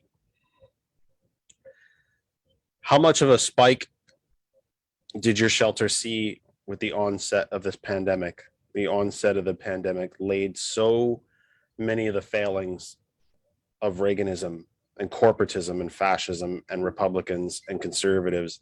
It laid so much of it bare. What kind of spike did you see in your shelter on the onset of this pandemic? And how did you negotiate the pandemic? How did you keep your shelter from not becoming a hotspot? Well, I'm not an administrator at a shelter anymore. I now am a full-time advocate and writer of books about poverty and homelessness. I had 5 books come out in the last 18 months. I do know what happened with that is a Stephen King like. Yeah. Well, it was a crazy pace, but I had a lot of time on my hands because I usually travel and advocate, and I couldn't. But one of the things that I mean, a lot happened, a lot changed, and I still work very closely and hands-on with helping people get housing and helping people avoid homelessness by applying for the rent payments that were made for people who became delinquent on their rent and when they were trying to stave off evictions. But there were several things that were happening. First of all, money was thrown left and right at homelessness for the first time since the American Recovery and Reinvestment Act that was called the Obama Stimulus Plan. Its real name was the American Recovery and Reinvestment Act. And so when the first reports came out that COVID was in feces, all of a sudden having somebody poop next to your yard was, you know, a life-threatening reality. And the agency suddenly got a lot of money for hotel rooms. Now, remember, the hotel rooms were empty because no one was traveling. We were in a lockdown. So there was a ton of money available for basically individuals and some families to get into hotel rooms. I would say that right now there's a record amount of money out there for homelessness and homeless abatement. The thing that people don't think about when they think about money that goes that way, though, is that the poor person is like the pin in the map. The poor person doesn't get the money. The poor person marks where the money is going to be distributed. And then the poor person's name is the pass-through from the federal government or the local government to the for-profit landlord, or to the for-profit motel owner, or to the for-profit agency of some other kind. So poor people are just the pins in the map, and all of this money is passing through to other organizations. So you would think, logically, people would like that. Like, oh yeah, give me a bunch of poor people. I'll use their names and social security numbers to fill up my apartment building or to fill up my hotel. And to some degree that's true. But what we saw in the rent assistance was, because of this shortage of housing, having people's rent paid extended their lease at a lower amount. And some landlords would prefer to evict. So some landlords, because the person was the pass-through and the landlord had to agree to it and be paid the money, some landlords refused to file the paperwork necessary to get their own rent paid, because they could throw out the person who was paying $700 a month and replace them with someone they could charge $1,200 a month. So there's a lot of convoluted problem underneath it. The other problem with this enormous amount of money that's been thrown into the system is for the last 15 years, housing authorities have been on starvation wages. So they don't have the human personnel necessary to process the paperwork. I mean, you could get a bunch of people into housing if A, you had housing stock, and B, you had somebody to work. But a whole pile of people went to work for the American Recovery and Reinvestment Act, getting people into housing. My shelter that year went from housing about 117 individuals and families to more than 600 in 1 year. But then the money dried up and all of those workers got laid off. All the people that worked in the housing authorities that were hired on to do this yeoman's task of housing the unhoused, they all got laid off and lost their jobs again. So then you have a workforce problem. So there are a lot of problems. Homelessness and hunger are literally the two things you can cure by throwing money at it. But it takes a little while to get all the gears running again and the system back up and firing. And it has to go in the right place. Right. And the money has to be used in the right places. And what you were talking about, Finland or whatever, I mean, how many Walmarts are left empty so they can build a bigger Walmart? Man, that original older Walmart, that could house, I don't know, you could put a lot of apartments in there. But we don't certainly used the old Walmarts in Texas to house children in, didn't we? Right. Maybe a little better system would be nicer housing. The average Walmart, by the way, folks, costs its home municipality about $1.4 million a year. So many smaller municipalities will offer Walmart free land. Mm-hmm. They will do the infrastructure improvements to get the store open, stoplights, turn signals, turn lanes, jug handles, whatever it might be. Jug handles, we used to call them here in Jersey. We don't have jug handles in PA for some reason. Jug handles in Jersey. And of course, let's not forget that the most Walmart employees still, as Pat mentioned, will work the 40 hours, 50 hours, 60 hours, and still require some form of government assistance as a backup, be it a housing voucher, SNAP, heat, light heat. It's called, I think it's called light heat, the lower cost oil over the winter to keep the house warm. A bus pass, even if it's just something like a bus pass. Very few full-time employees at Walmart actually can survive on it. I am reminded of a story that one of the folks that I work with, I won't give away too much, we're opening a new warehouse in a certain section of the country. She was conducting interviews, and a woman came in who was applying to be the first person working at this particular warehouse. This would be her third job. It's easy to keep the unemployment rate down when we're all doing multiple jobs. Right. This would have been her third job, and when she was told that the pay rate would be $13.50, burst into tears. Now, the woman that I was telling me this story said I didn't know if she was crying because she was upset, tired, angry, and she picked herself up and said, "I've never earned that much money." Mm. The minimum wage in this country, if it had tracked simple cost of living, would be in the upper 20s dollars an hour. If it had tracked labor productivity, it would be in the upper 20s of dollars an hour. But the one that always gets me is if it had tracked CEO pay. Minimum wage would be $33 an hour. $15 an hour is still under the federal poverty line. Imagine it were double that. It's one of the things I've always said about the fight for 15. It is noble, it is necessary, and fight for 15 sounds real good on a bumper sticker, but it's still poverty. 15 shouldn't be the max, it should be a minimum. And even then, I could argue it is a poor excuse of a minimum. Poor, no pun intended. 7:32 Eastern time. Going into our last planned half hour, because I usually say I'm going to end at 8 and then I babble to you till at least 8:15 or 8:30. But our last scheduled half hour of the program, the Kennedy Effect live for the 21st of November. It is still the 21st, correct? Of November, 7:33 p.m. The 21st of November, 2021, as this year, not too terribly different from last year, breaks into, oh crap, wrong mouse, I did it again.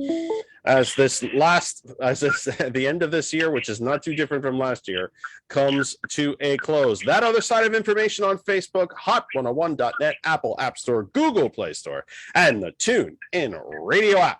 TCP, the Cultured Professional from Lancaster. The phone line is open, 267-227-9189, 267-227-9189, 267-227-9189. And to prove to you that calling and speaking on the program is largely painless and very simple to do, one of our regular callers, probably the regular caller, Randall, is on the line calling from Delaware County here in PA. Randall, welcome to the program. Thanks, Jeff. And Pat, you've been incredible, dear. Oh, Just incredible. And I commend what you've done with your life. I especially commend that you were director of a homeless shelter. I've known too many people that have been homeless in my life. Yeah, it's a real problem. It's just gotten dramatically worse over the decades. I mean, look at California. It's like, with the price of housing out there, it's no wonder people are leaving California. It's no wonder that, you know, Seattle. He's not one of my heroes, but SpaceX is moving all their people to Texas from California. I have a good friend that started Middletown Township Coalition for Safety, the Mariner East pipelines here when I lived in Middletown, and he was our go-to person on piping. He worked for NASA, designing all stainless steel piping on their spaceships, and he had to get his family out of the blast zone here, just like I had to get me and my wife out of the blast zone here. And he's an engineer, like I said. They're in California now, but who knows how long that will still go on. Anyway, Pat, I have a question for you. okay. There's a zillion subjects I could actually talk about that you guys have covered tonight, and everything ties in totally. You know, as a progressive Presbyterian Christian, yeah, I am very concerned about homelessness and food poverty. I had a sister, Pat, that was, well, we used to call it MR, but that's politically incorrect now. What's my your sister's IQ was 80. What's the question, Randall? What? What's the question? The question is, Pat, how do we go about educating people further? Because this divide between our country, it doesn't seem to be working, education on these issues. Well, Randall, Thank you, my friend. happy to have you call. And the initials they use for your sister's now is IDD, intellectual disability or delay. Is he still out there or is he gone? Oh no, I may have cut him off a bit too quick. He got to the question. I want to let you answer it. Yeah. So my first question. My is- apologies, Randall. If I think I hit the button way too fast on you. My apologies, sir. But Pat's going to answer your question anyway. Well, the first thing I'd say is, if his sister's still alive, which I couldn't tell if he said he had or he has, but if your sister's still with you and she has not yet filed for Social Security disability because someone in the family is taking care of her and they're not thinking of that as an issue, file for it immediately. Even if you just put it in the bank for her. If she's living with you, and this is for anybody with a family member who has developmental delay or intellectual disability, file for their Social Security disability. It's going to take a long time. It might take a year. It might take more. You'll probably be denied the first time. You have to reapply or file your appeal in 6 weeks or less, or you'll have a new appeal. You'll have to start all over again. So apply for it and get it so that when you, the person who is not disabled, when you do pass, and you will, they will have the economic piece in place to take care of themselves. And that's the most important thing I can say, that for now, we do have a government that does acknowledge this enormous need. The real problem is, of course, the disability payment is way too low. So I still have had a lot of people with Social Security or Social Security disability who ended up homeless because, gee, if you work for minimum wage your whole life and you're an elderly person now, then you started when minimum wage was 80 cents an hour. Well, you're not getting paid much if you're paid your Social Security and based on 80 cents an hour.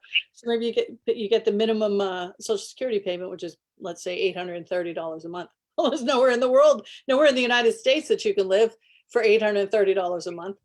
So there's no Pat, help. I don't believe there's, first off, Randall was kind enough to call back. Randall, I apologize. I hung up on you way too quick, but let me just jump to this quick.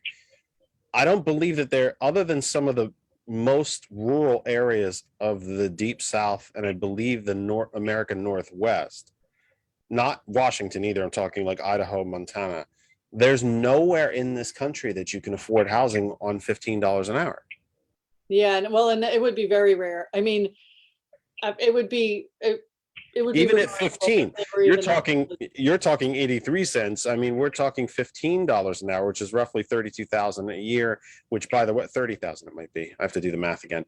Which, by the way, is still under the poverty line. But there are precious few places, maybe those northern places, those northern reaches in Maine that you were discussing earlier. There's almost nowhere in the country where you can live, afford to pay the rent, food, etc., on $15. Nowhere. So you can't, and if you do move to Idaho, the minimum wage will not be $15 an hour. Right. It will be a lot lower. But Even if you were lucky add to, that, yeah. the fact that you can't work because you're 85 or because you're disabled, either physically or intellectually disabled. So not only can you not make the $15 an hour, but you're getting this minimum Social Security that does not allow for you to live anywhere. And, if you're a homeless elderly person, you don't qualify even for Meals on Wheels, which is made for the elderly shut-ins. But you know what? You got to have a home to be shut into, or you can't get Meals on Wheels. So, and the problem with discussing these programs is because they don't seem to be adequate. It sounds like they're being criticized, when Meals on Wheels was never designed to feed the entire elder population. But when the entire elder population is running into homelessness, or the entire low-income elder population, I had so many elderly people sleeping on the floor of a church next to families and babies, and can't get to sleep. I used to say to people, you're going to sleep tonight on the floor of a church with 50 other people. And if you're going to sleep in the same room with 50 other people, it wouldn't be this 50. You'd be handpicking that 50. And it wouldn't be these 49 total strangers you're about to go to bed with. So the situation is grim. It's dire. If someone asked me, what shelter do you want to live in? If you had to pick a shelter, I would tell you that I will live in the woods. I've run shelters I wouldn't live in. So to think that sheltering is even a solution is not a solution. We are the wealthiest nation There is absolutely no, of course, if your house burns down, you're going to need immediate shelter. But we're using sheltering as the solution for 5% of the homeless population. That's insanity. And then, of course, we're lying to ourselves about how many people are homeless. You know, What do you think the actual unsheltered population is in the Commonwealth and in the country?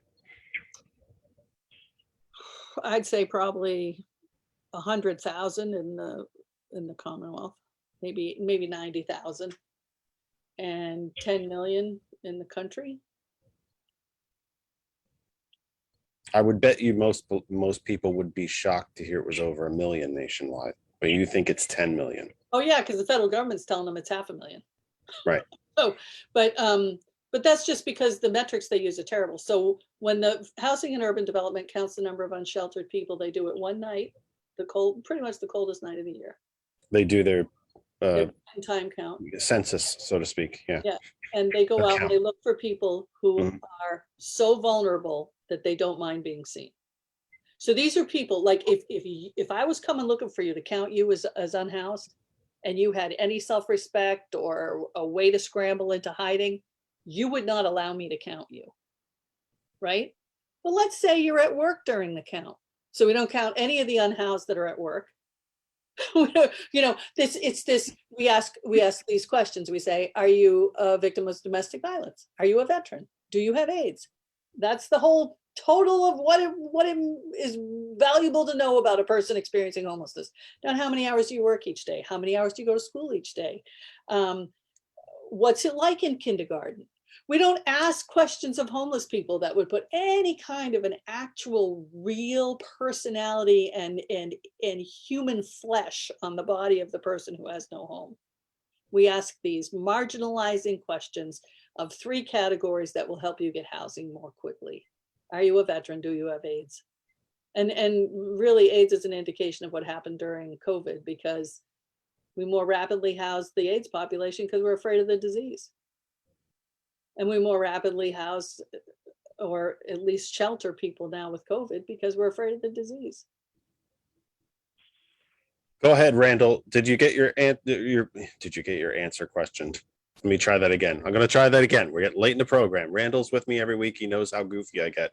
Did you get your question answered, or did you want to follow up on that? And I apologize for hitting the wrong button on you. I got my question, Pat, answered about my sister. Excuse me, there's a airplane going right over my head from Philadelphia International. My sister is deceased. Oh, I'm sorry. She died in 2004. And yeah, she was on SSI. You know, most of her adult life. After 21, she was fully employed. Watermakers in Philadelphia, before they went bankrupt, was actually one of the best hirees of disabled people in this country. And her disregarded intellectual problems. Her real problem began at age 25 with paranoid schizophrenia. Mm. And back then in the 90s, they did not have the class of drugs we have today to fight that. They were using old 50s drugs, and they didn't work. There was, you know, I'm giving that list. There was crisis after crisis in my parents' home. They were both still alive then. My parents would go on vacation, and I would have to hospice her at my house, which, you know, was no problem. But I had 3 young daughters, preschoolers at the time, and she got the notion that one of my daughters was her daughter. And yeah, it was a real rough time in the early 90s. Yeah, I'm sorry. But my parents, they couldn't find anything. They had to subsidize my sister with their SSI to get into a group home. Right. And they couldn't do it here in Delaware County because of the cost of group homes here in Delaware County. They had to put her up in Lehigh County at a group home, which was like an hour and a half drive to go visit her If you're lucky. from down here. What? If you're lucky, it's that short. Well, The drive, I then mean, it it's was. longer than that. Back then it was, Jeff. Yeah. In any case, I got one of my still living best friends that's he's been on SSI for his heart for I guess 25 years, and he didn't work 10 years or longer to get actual Social Security, even though he's over 65 now. And he was living with his stepfather, and his stepfather died recently, and I don't know what's going to happen to him because you know that you can't even get an apartment, a single bedroom or an efficiency apartment for $800 a week. Right. I mean a month. Excuse me. Let alone eat, etc. So yeah, there's major problems with many different types of people in this country. And yeah, I talk too much, Jeff. I apologize. I talk too much. You're on a apologize. roll. That's all right. You're on a roll. It No, but happens. if I could have a wish come true, every person who's in trouble would go see their congressman. Every person who doesn't have an answer to their problem would go see their congressman. Because I do believe there are 10 million homeless people right now, people experiencing homelessness, because they're right. They don't want to be called that. They don't want to be identified as that. But you know, can you imagine if my local state legislator, Barb Gleim, can you imagine if every day 10, 15, 20 people experiencing homelessness, because there are way more than that in this town, walked into her office and said, how are you going to help me? I've got 2 little kids and I'm living in my car. How are you going to help me? There's a parking lot mission that helps pay for my showers, because the showers at the Flying J or some other, they're not free. You're going to pay for that. And you don't have anywhere to live, and you're living in your car, and the kids are wearing the same clothes day after day after day to school. They're being humiliated. They're being bullied. What are you going to do to help me? And if everybody in need, if everybody who was in trouble, and there's no need for the need, which is your point, Mr. Kennedy, there's no need for the need. If everybody who said, I am working really hard, why am I in this terrible position, showed up at their senator's office, eventually, you know, but that's my fantasy, because you know what? Life already sucks bad enough. Life is already tough enough when you're in that position, that then taking on making yourself known, outing yourself. You already spend half your time lying. You lie to your coworkers about where you live because you don't want to say you live up behind the grocery store. You lie to your coworkers about where you got your new shirt because you don't want to tell them you got it from a dumpster. You're lying and you're lying and you're lying. And then you're supposed to go tell the truth to your United States Senator who you have absolutely no faith in. And by the way, has voted against you. And you voted against yourself. And the other thing that the shrinking middle class needs to think of is that the shrinking middle class, as shrinking as it is, it's still there, has the largest housing investment of any population. More money is invested in the middle class having housing than in the poor. And it's called the interest tax deduction. When you file your mortgage tax deduction, you are taking off of your obligation for taxes the amount of interest you paid on your mortgage, up to $1 million. That is not to help you have a home. That's to help you have a bigger mortgage. You are a pass-through from the federal government to big banking, from the federal government to the banking industry, so that you can have a bigger mortgage. Now, I'm not putting it down. I don't think that the interest mortgage deduction should go away. I just think you should say to yourself, I'm in the middle class and I get the largest housing subsidy of any American. So maybe it's okay if somebody gets Section 8, because I'm already getting $3,000, $4,000, $5,000 a year for a housing subsidy. And the local tax deduction. Mhm. And you can't pay local property taxes if you don't have a home to pay property taxes on. Right, but you can still pay sales tax and you can still pay gas tax and you can still pay an awful lot of taxes. The poor pay an enormous percentage of their income in taxes. Especially in the Commonwealth where there is no progressive tax system. If income taxes are going to go up, they're going to go up. They're going to go up across the board, and they go up on everyone. They don't go up on certain economic classes. They either all go up or they don't go up. And a 1% increase on a top 1%er living in the Commonwealth. And by the way, we created a new billionaire in the Commonwealth during the pandemic, 3 new billionaires in the United States during a pandemic, and created a new one right here at home. Oh, aren't we proud? And if you're going to get a 1% income tax increase from the Commonwealth government, from Harrisburg, if you're poor, that 1% means everything. It means everything. And if you're a top 1%er, it's just another few shekels. It's another few pennies. It's another few dollar bills out of the pocket. It doesn't mean the same thing. A flat tax simply does not work. It is oppressive on the lower classes. It is meant to screw lower classes. The progressive tax system and its advocacy goes back to Jefferson and Madison themselves. 2, and I quote, because I do it every damn week, to prevent the establishment of a permanent upper class. And oh, by the way, wasn't it a permanent upper class that we fought a revolution against? Randall, did you get everything you needed, sir? I just got one last thing for Pat. Again, I want to thank you for coming on Jeff's show. You've been incredible, young lady. I'm calling you young lady because I'm 69. Well, that works for me then. Anyway, Pat, you know what? My head's not clear at the moment. I apologize. I've lost my question. It's all right. You know where to find us.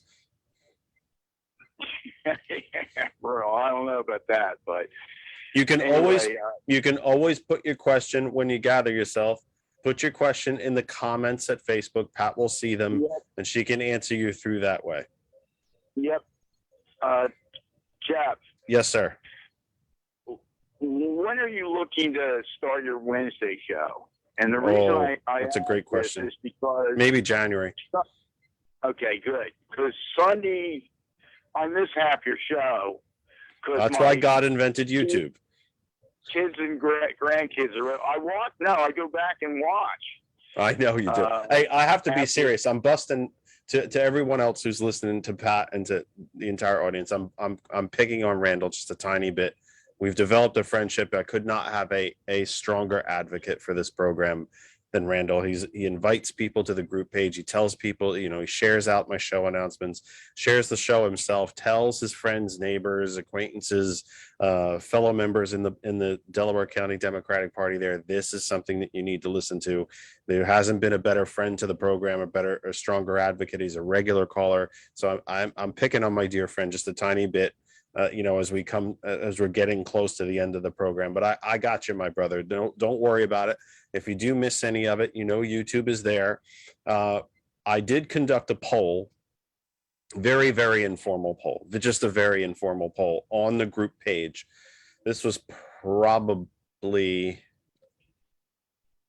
this is a while back now. I think I'm forgetting how far back it was. It might have been during the stay-at-home guidelines, that if I was to do a second night, what would you prefer? And Wednesday was definitely the winner. And we did a special program. What was that, Randall? 2 weeks ago now. I think we did a special episode on a Wednesday. It was exceptionally well received. It was a great show. And so if I did do Wednesdays, it would be an hour, probably 9 p.m. to 10 p.m. because that's when the stream for Hot 101 is free. Meaning there's not another talent who's using the stream at that point. So it would probably be just a quickie hour late Wednesdays. But yeah, Wednesdays have been kind of the vote for everybody. And if I do it, Please remember it's on video and recorded, and it will be on YouTube that Pat volunteered at a very affordable pay rate too, by the way, which makes her great. It would I don't think I would do it before I would not do it during a holiday period. I'd definitely wait till the turn of the new year. And what an important new year to do it. I mean, it's going to be, let's just be honest, it's going to be there's going to be party elections, which I very well may be running for myself, as well as advocating and training and trying to get people to run inside the party. And I will be, and it's a congressional election cycle. And we are losing a member of the House of Representatives in Pennsylvania because of our population decline. So somewhere two incumbents are going to run against each other in all likelihood. And if they don't, you can certainly be sure that the party opposite us wants to take control back of the Pennsylvania delegation. They already, even after the courts redrew the districts and made them fair, still have an inordinate amount of power and representation in this Commonwealth. If there is a state anywhere in the Union that should be blue, it is Pennsylvania, because there has been probably nowhere, maybe Michigan, there's been no state that has suffered more under the boot of Reaganism and libertarian, unregulated free market capitalism, the offshoring of factories, not just jobs, factories. No one has suffered more than the Commonwealth of Pennsylvania, period, end of story. And the folks, the Democratic Party is not perfect. It's far from it, but it's the only damn functioning political party left in this country, period. Period. It's the only one, the only nationally wide-scaled, has a candidate in every office, functioning political party left. The Republicans are not a political party anymore. They are a corporation. They are an authoritarian wing whose sole purpose now is power and the money they control through it and sending it to the top. Period. It's not governing, it's ruling. Rant done. It's 8 o'clock. I'm going to say goodnight to you, Randall. Good night, Jeff. Thank you, my friend. Again, Pat. Good night. Thank you again, Pat, for coming. Nice meeting you. Yep. So that rant was probably not in the mix of what we were talking about, but as we're at the top of the hour of what I promised was going to be the end, and we've not got there, let me try to wrap up by saying or asking the impossible question, or maybe given your level of experience, it's not impossible. What is the solution? How do we fix this problem?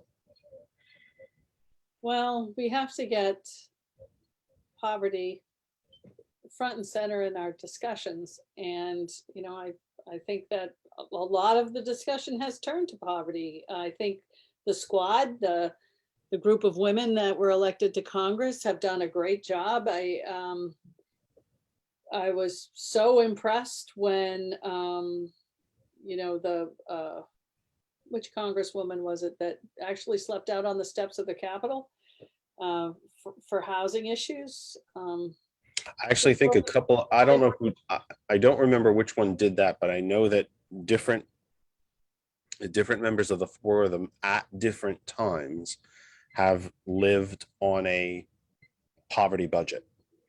Right, but They lived on a SNAP. she literally, I think it was Cori Bush. She literally went out and slept on the steps of the Capitol until they passed the eviction moratorium again. So, you know, we have activists that have been elected, and that's pretty exciting. And they need 250 more. We have a real problem in the United States Senate. First of all, the United States Senate is a draconian throwback to the House of Lords, and it needs to be proportionally representation. There's no reason that Joe Manchin with 280,000 votes has more power than a senator from California with 6 million. It's absurdity. It's crazy. Anyway, so that's a big problem. But I think we've got to make poverty and the living wage and universal health care and all of those necessities, human necessities, have to be front and center. And the reason I turned to writing from day-to-day working in the business is because I've seen so many stories that other people don't understand, that I want to get those stories into people's hands. And you know, when you're rich and famous, my Priscilla series of books, you have to get to Netflix, because they don't even have to attach my name to it. But Priscilla needs to be a TV show, and people need to say week in and week out, or stream it, you know, binge it, what it's like for people who live rough, you know, that's what they call it in the UK, living rough. They do rough sleeping. I've been conscious of not doing rough sleeping. I usually do call it rough sleeping, but most people don't know what I'm talking about. So I stayed away from the proper colloquialism tonight. But yeah, there's rough sleeping in the UK, and they've actually got a burgeoning problem over there too. From in the same idea to get two, I want to say it's 2 straight decades of conservative leadership, and now they have a rough sleeping issue in the UK that they never had before. And it's dwarfed by ours. You know, all of Europe has. You know, I used to live in Amsterdam. I went to grad school there in 1999 and 2000. I lived in the Netherlands, and you know, everybody, regardless of job, has 6 weeks paid leave, right? It's just, we can't even think about how well built their social safety net is, but there's no reason for it. We don't have to live this way. We're buying into this, into a whole pile of stereotypes and stories, and we're sold a bill of goods, or whatever cliche you want to use for why we're believing that this is the way things have to be, and they don't. And so that's why I started writing books, is because I don't want people. I even wrote, for the first time in my life, a comic book. Just came out last week. It's called Invisible. It's about a superhero. He has superpowers, and he's also a veteran experiencing homelessness. This is him right here, down here asleep. And it's drawn by Jason So. He's a really amazing artist who, he usually does zombies. He does the Necroman series, and he called me and said, I want to make a comic book with a superhero who's experiencing homelessness. And I said, well, I'll write it for you if I can make him a veteran, because they're already the superheroes. They're the ones who've been trained to avoid capture. They're the ones who've been trained to eat out of a trash can. You know, we trained these people, and then they live on the street. So, I mean, I just keep writing stuff. You can go to patlamarche.com and see the stuff that I've written. If you've got a local library and you want to hook me up with them, I'll try and get the books to you so you don't have to pay anything to read them. Every single penny we get for everything I write goes straight to someone in need, because only a jackass would make money on homelessness. And I try really hard not to be a jackass. You have a great backdrop, by the way. Is that in your house? Yeah, it's my basement. It's the basement, is it really? If you come in and you know you want to stay over, there's the bunk bed. Careful, Basement. careful. I was going to say to you though, it's not a short drive. I know Carlisle is. I'm trying to picture in my head where Carlisle is. Are you close to south of Pittsburgh? Or are you not? Oh no, we're just a little to the left of Harrisburg. Oh, okay. Oh, so that's not too far. No. It's not even, might not even be 2 hours from here. Yeah, I don't think so. Well, come to the Lehigh Valley, have a little Christmas joy. Well, I heard what you And said fine. about Bethlehem, and I'm very interested. Well, please. And I mean that with all seriousness. And I have not been paid by the city tourism bureau. I guarantee you. I just live here, and it's a really wonderful time of year. I think the city of Bethlehem is a real example. It's a real shining star, no pun intended, for what cities had to be when they were gutted, intentionally gutted of their industries. And the city has remade itself. It is a arts center. It is a tourism center.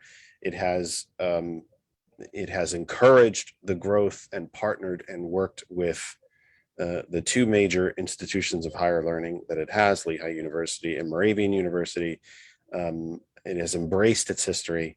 a history that goes back to before this country was a country.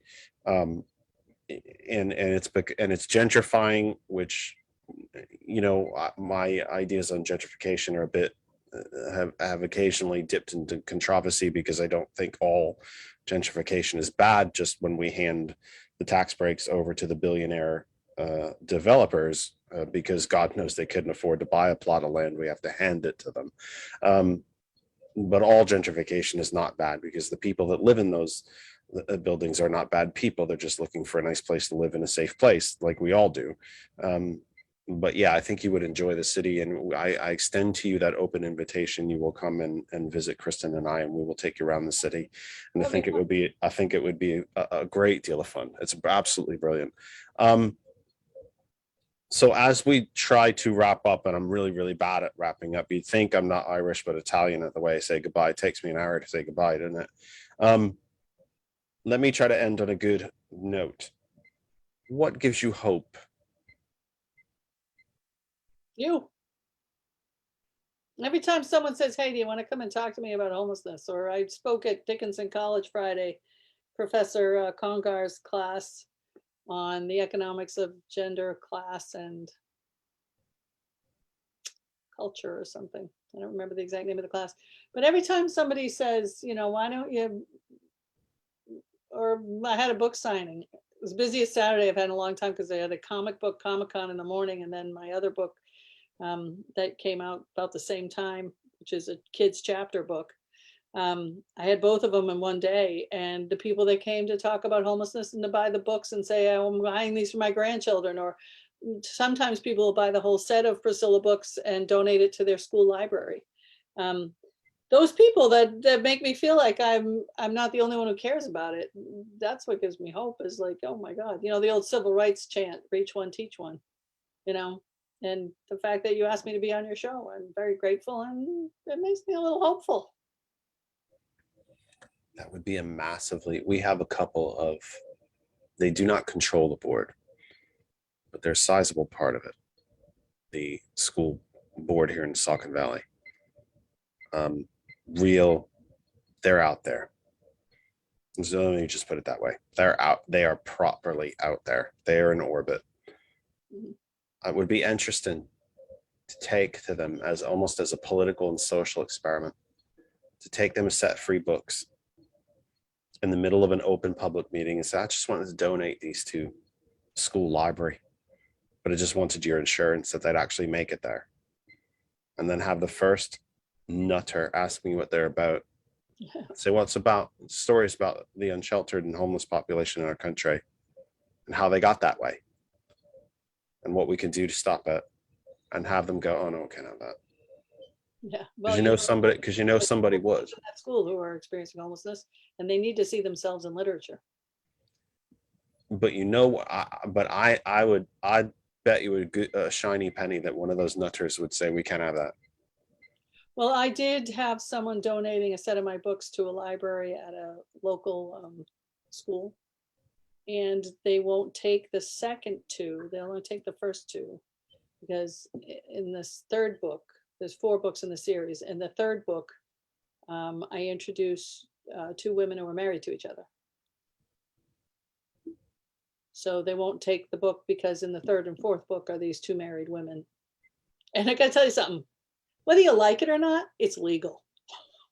So if you're trying to keep your kids from finding out that there's this thing called same-sex marriage, it's legal.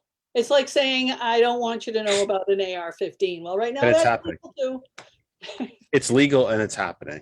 Yeah. And you're going to encounter it. And God bless, you know, the same-sex couples who just get crapped on so much in the society, or usually the first ones to step up and help efforts like yours, or adopt children, or what, you know. Well, these 2 women that I based in my book, and I'm sorry because I'm helping you run over now, but these 2 women that I based my book 2 women on are real. I have 2 women that are married to each other that are very good friends of mine, who called me and said, you know, we got more than we need. What can we do? And I'm like, well, do you have $50 more than you need, or $10,000 more than you need? What's more than you need? They said, we got a lot more than we need, right? So they bought 2 homes, and they let families live in them. And so the lesbian couple in my story do what these real life people I know do. And they aren't the poor people in the story. They're the really rich people in the story, and they're good guys. But of course, the third and the fourth book can't be in the school library. Posted a story this morning. It's a Now This video. I'm sure you've seen those before, or it was, yeah, it might have been. I might have that wrong. You'll find it on the group page. The Northwest Territories in Canada have experienced epic flooding. There's huge swaths of the provinces up there that are, people were trapped. They couldn't get out, and you can't get back in to help them. And it stifled truck traffic. So there was this very large truck stop on one of the biggest motorways in Canada that ran through Vancouver and up into Calgary, where trucks were just piled on top of each other because they couldn't go anywhere. The roads were closed. And so the local Sikh community began cooking for the drivers. They made them hot meals and shuttled them to temples so they could shower. And I posted the story with the header, how many evangelical churches in this country have done anything similar? How many mega churches in this country have done anything similar? Which then led me to the memory of Hurricane Ida in Houston. Mm-hmm. When the Houston city authorities went to Joel Osteen Mm-hmm. and asked him if they could house people in his church, and he said, no, I don't want those people in my church. They'll ruin it. Mm-hmm. And I thought, isn't that terribly Christ-like? Because isn't that what Jesus said? What do we do with these homeless folks? Well, I don't care. They're not I don't, Master, all the people who are here to listen to you today are starving. What should we do about that? Oh, I don't, tell them to pick themselves up by their bootstraps. Very Christian, isn't it? There was a meme I saw today that said, you were so worried about putting Christ back in Christmas. I really wish you'd put Christ back in Christian. Sold. Send that to me. There's plenty of people who need to improve themselves, but that meme made me giggle. Send that to me. I'll have it. I'll post it in 2 minutes because I saved one. I'm saving for closer to Thanksgiving. It's a picture of the very traditional pilgrim and the indigenous native to Thanksgiving, the American holiday, where the citizens fed the starving immigrant. Yeah, exactly. And how quick we forget. Yeah. And the part of it that gets to me, and that I say here every week, is that at the end of the day, it comes down to money. It all comes down to money. I don't think the Koch brothers, in fact, I know because they've answered questions on this. They've actually, the Koch brother or remaining Koch brother, actually have answered these things in interviews. They've actually been somewhat consistent on this point. They are complete libertarians. They only think that the federal government should have pretty much a military, and that's about it. We really shouldn't be doing anything else. The rest of it is up to the free market and capitalism and so on and so on. But when they were asked about, what do you think about same-sex marriage? Or what do you think about interracial marriage or civil rights? They don't care. They literally don't care. So what? Let them get married. Who cares? But these divisions, the segmenting of our society, our population down into the smallest subgroup that we can find, because these small subgroups can't stand up for themselves. It's only when we all band together that we can stand for ourselves. The 99% is not asking for anything selfish or anything that the rich don't already have. I'd love to be a billionaire. I'd love to hit one of these huge lotteries for 500 million or whatever. But at the end of the day, I don't need it. I don't lose sleep over the fact that I don't have it. I just like to keep a roof over my head, keep my cars going, have a job, maybe crazy, selfish of me, take a holiday once or twice a year. That's about it. I think that's all any of the most of us want. I'm sure the folks that you All of encounter, us should have. right, All that of we us should have. have it. That's the thing, is it's not too Remember much to ask. FDR's second Bill of Rights, an economic Bill of Rights. Mhm. The right to a job, the right to a house, the right to see a doctor, the right to take a vacation, the right to a good education. He knew the first Bill of Rights is a political Bill of Rights. George put it up for me, thank goodness. That's 6 of them. There are actually 10, but it doesn't format into this square, unfortunately. A little bit of tech there. There are actually 10 steps to that, but the Bill of Rights is a political document. Speech, press, assembly, petition your government. These are political rights. Fair trial, trial by your peers, et cetera, et cetera. These are political rights. Franklin Roosevelt knew that we needed an economic Bill of Rights, a fairness, economic fairness codified in the Constitution. And just remember, a large group of folks didn't want that economic fairness codified in our Constitution. We could learn a lot from Scandinavia. They're the happiest countries on earth. They live the longest. They're the healthiest. They are the most economically and wealth-driven equals. They're a place that so many people wanted to go, they had to restrict immigration. We're not the greatest country on earth, but it doesn't mean that we can't yet be again. We don't criticize our country because we hate it. We criticize it because we love it. And because we know it can be better. We know it can be better. We know we deserve better than this, and that we can do better because we have. The great secret of progressivism is that it's not new. We did all this before. It was taken from us. We are in a second Gilded Age. And what came after the first Gilded Age? War, 2 of them, and a Great Depression. We need not do that again. We don't have to do that again. We don't have to fall into those traps. Pat, how do people find you, follow you, buy your books, contribute to the causes that mean the most to you?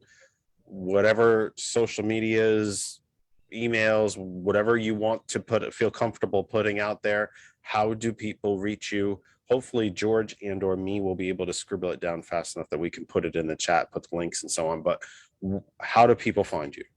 Pat.Lamarche on Instagram, and I'm Pat H. Lamarche at Pat H. Lamarche on Twitter. Just regular Pat Lamarche on Facebook. I do have patlamarche.com, although it's a tiny little site, so it's not always updated. The Priscilla books and the comic book are all published by the Charles Bruce Foundation, which is a nonprofit organization, and all the proceeds automatically go to charity. I never even see those. So if you go to the Charles Bruce Foundation Square page, you can make a contribution and get the books, or you can make a contribution. One of the things we're trying to get folks to do is buy 20 comic books and let us know which VA clinic they want to have them, and we'll ship them. We'll pay for shipping. We'll ship them to a VA clinic of your choice. They'll get 20 of the invisible comic books about the homeless superhero veteran. And then my other books are published through Sunbury Press. Daddy Was the Middle, I do have a book, Daddy Was the Middle Class, that's not the one though. Still Left Out in America, and then another book of mine, Magic Diary, which is about healthcare. Those are through Sunbury Press, and when I get my royalty checks on those, I donate them, because nobody should make money on homelessness. So, so anyway, you want to buy them, that's great. And if you want to donate them to your library, we want to be a part of that. Or if you really want them for your school and you can't donate them, we'll try and help find someone to pay for them for you. Because the idea is we want to get the books in the hands of people who can learn about it. But we really want, in the case of the kids' books, of the Priscilla books, which are these chapter books. They've been compared to the Laura Ingalls Wilder Little House on the Prairies, where they're about food insecurity and housing insecurity and everything Laura Ingalls Wilder lived through without the racism. And except now, instead of the frontier being way over there, it's on every street corner in the country. So we want to get the kids who are experiencing homelessness to see books with kids just like them in them, because that's how you start to feel good about yourself despite your adversity. Is you see yourself in literature. It's really important, you know. So anyway, get a hold of me, get a hold of you, and folks we'll put people in touch with stuff. What topics did we not get to cover, or what topics did we not get to fully explore? Was there anything that we were discussing that you did not get to, complete an answer because I got you off and started babbling, or something like that before we say goodnight to anybody? Anything? I just want to step back, open the floor to you and let you just pontificate, or anything else that maybe I didn't cover, or that we didn't cover, that you didn't complete a thought on, anything like that. No, I mean, it's a huge topic, so we probably could have talked about 50 other things. The only other thing that I'm doing, December 21st, if people want to come to it, you're more than welcome. We are putting a giant blanket down in the community. Right now, about 117 people are knitting and crocheting blankets that we're going to attach at the corners and make one gigantic blanket for Homeless Remembrance Night. December 21st is the longest night of the year, the winter solstice, and it's the night that for decades, those of us in the biz have commemorated and thought of the lives of people who died on the street that year. Carlisle this year has had 7 people die in the street, something we don't really talk about. That's Carlisle. We have 18,000 people. But COVID was a torturous taskmaster, and it's just, you live on the street, you die on the street. It's just a fact. So we're making this giant blanket. We also have the Kings Gap General Store is making soup. We're going to give out free soup. We're going to have area agencies talk to people about what they do. We're going to have a live read of the Priscilla books. If people want to come to town and read 15 or 20 minutes, we'd love to have you until the books are all read. And we're going to have a homeless camp, a model homeless camp. We're going to set up tents, show people how you can cook with a soup can and a coffee mug. Just try and bust through the barrier of those people are them and I'm me. It's just another way to skin a cat. Every time. So all I do is try and find new ways to get the message out. So I wanted to, one of my favorite facts that I draw on in these conversations, and we'll say goodnight to you guys all at 1:30. My generation, again, I'll be 53 in June. oh, you're welcome. It's cool because I only feel like 153. You look 35. My generation is the first generation in the history since the North American continent was settled by white Western Europeans to do economically worse than our parents. I am old enough to have children. I do not, but I'm old enough to have children. They would be, and that was the first in the history of the country, the very first. And I'm not exaggerating to say, to go back to the first time white Western Europeans set foot in North America, the first generation to economically do worse than our parents. If I had children, they would be the second generation to do worse than their parents, i.e. me, who did worse than mine.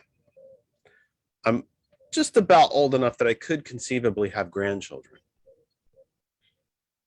They would be the third generation to do worse than their parents economically. 3 generations on the trot, as we say in the ancient Gaelic, on the trot. 3 in a row. Is this not directly related to the problems that you combat every single day? Those billionaires ain't gonna make themselves. They are, though, aren't they? They're taking that money They right out. kind of are, because they've rigged the system. Generation. Right, but the money's they've gotta be sucking it out of something. And you know, when they made the teacher's retirement the enemy, and they could steal $35,000 a year from every teacher every year, that's where they got their billion. When they could make a retired auto worker's pension the enemy, or the Bethlehem steel workers pension the enemy, and they could steal every single pension from every single you know, my definition of the middle class is you're too old to work and you don't have to sell your house. That's how you know you're middle class.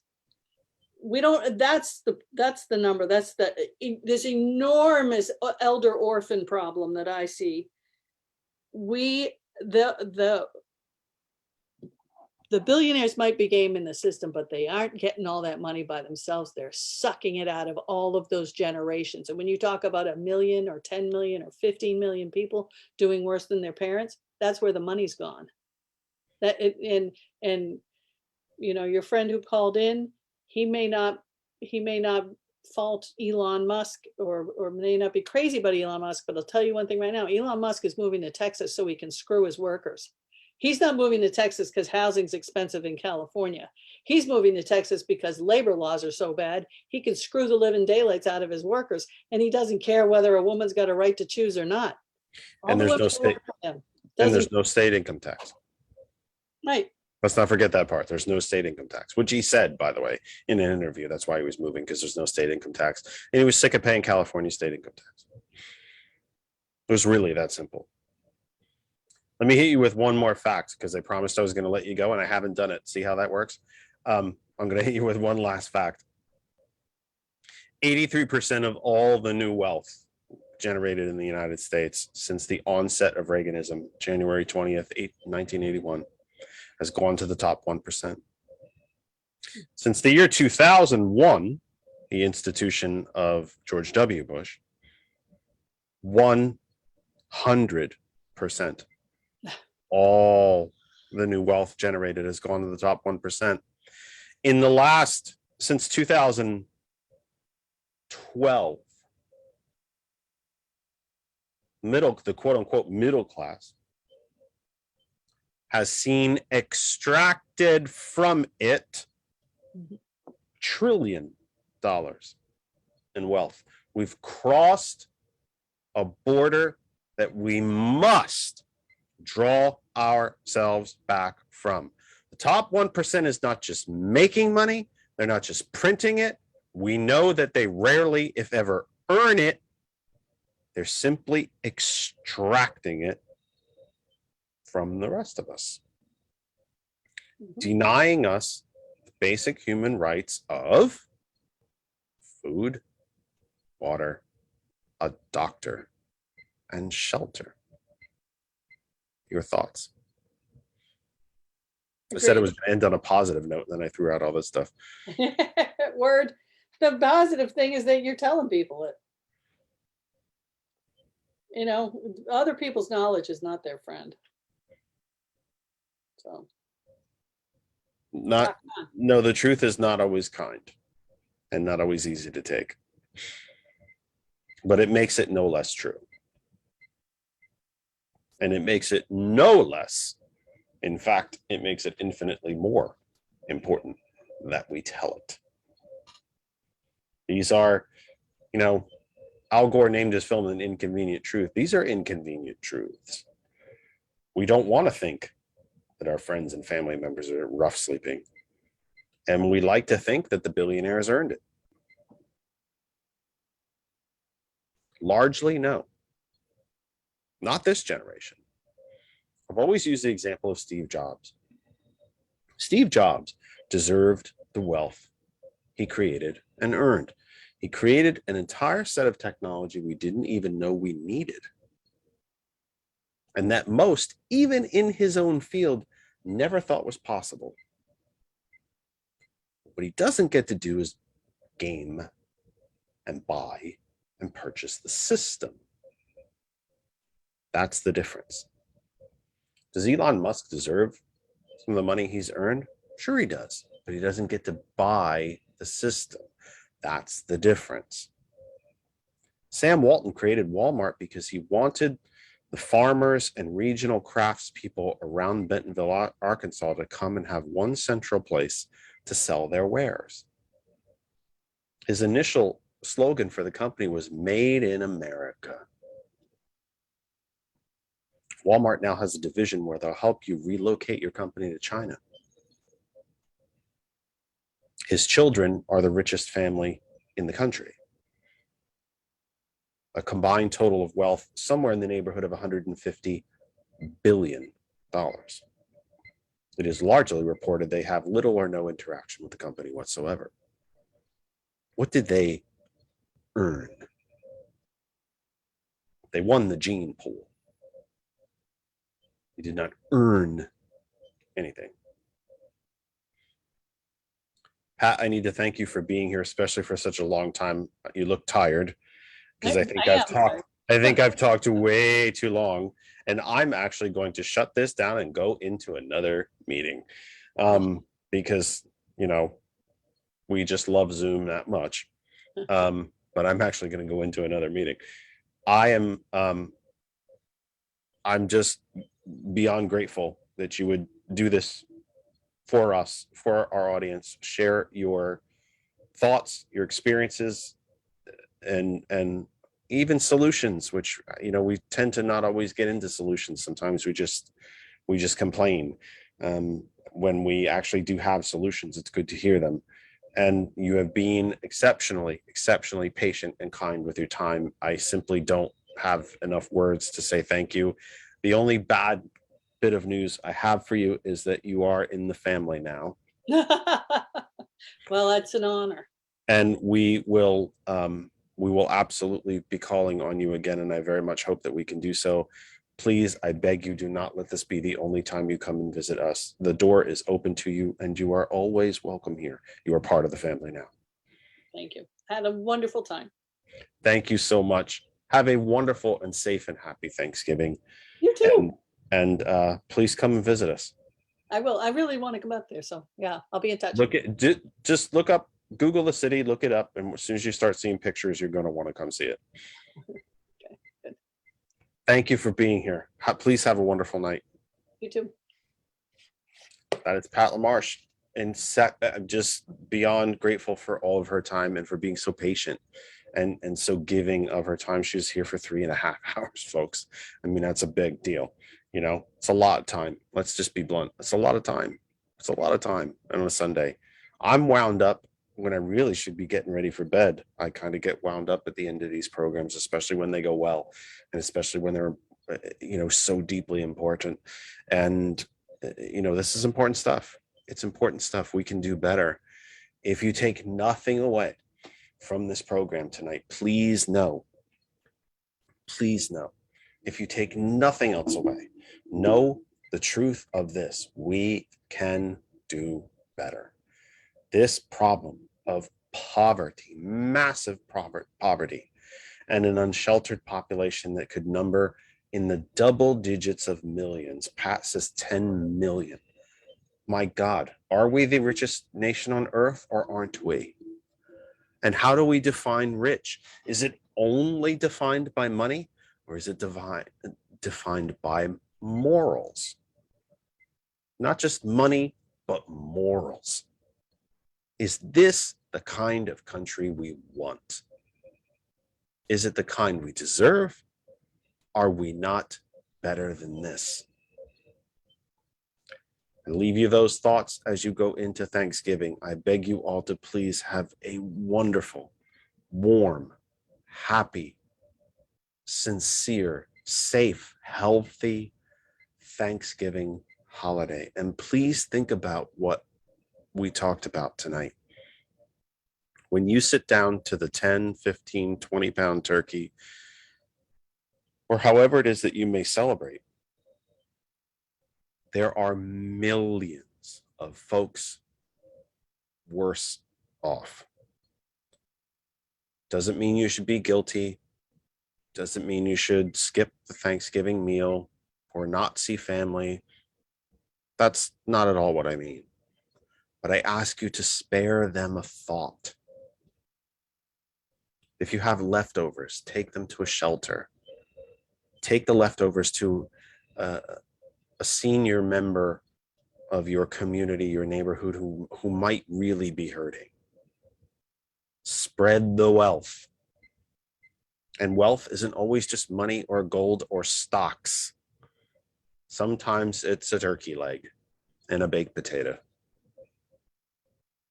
If you have an impoverished senior, especially somebody who's really, really hanging on, they get a Social Security check, then the only reason they still have a home is because it was paid off 30 years ago. Take them the leftovers or invite them over. Open your doors.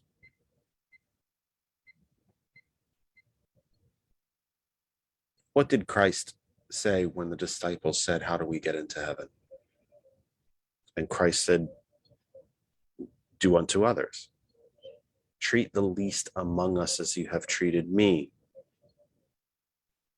And when the disciples said, "But we've never seen you hungry, we've never seen you dirty, we've never seen you thirsty," he said, look to the least among us. Look to those who are the least among us, the hungry, the disabled, the thirsty, the poor.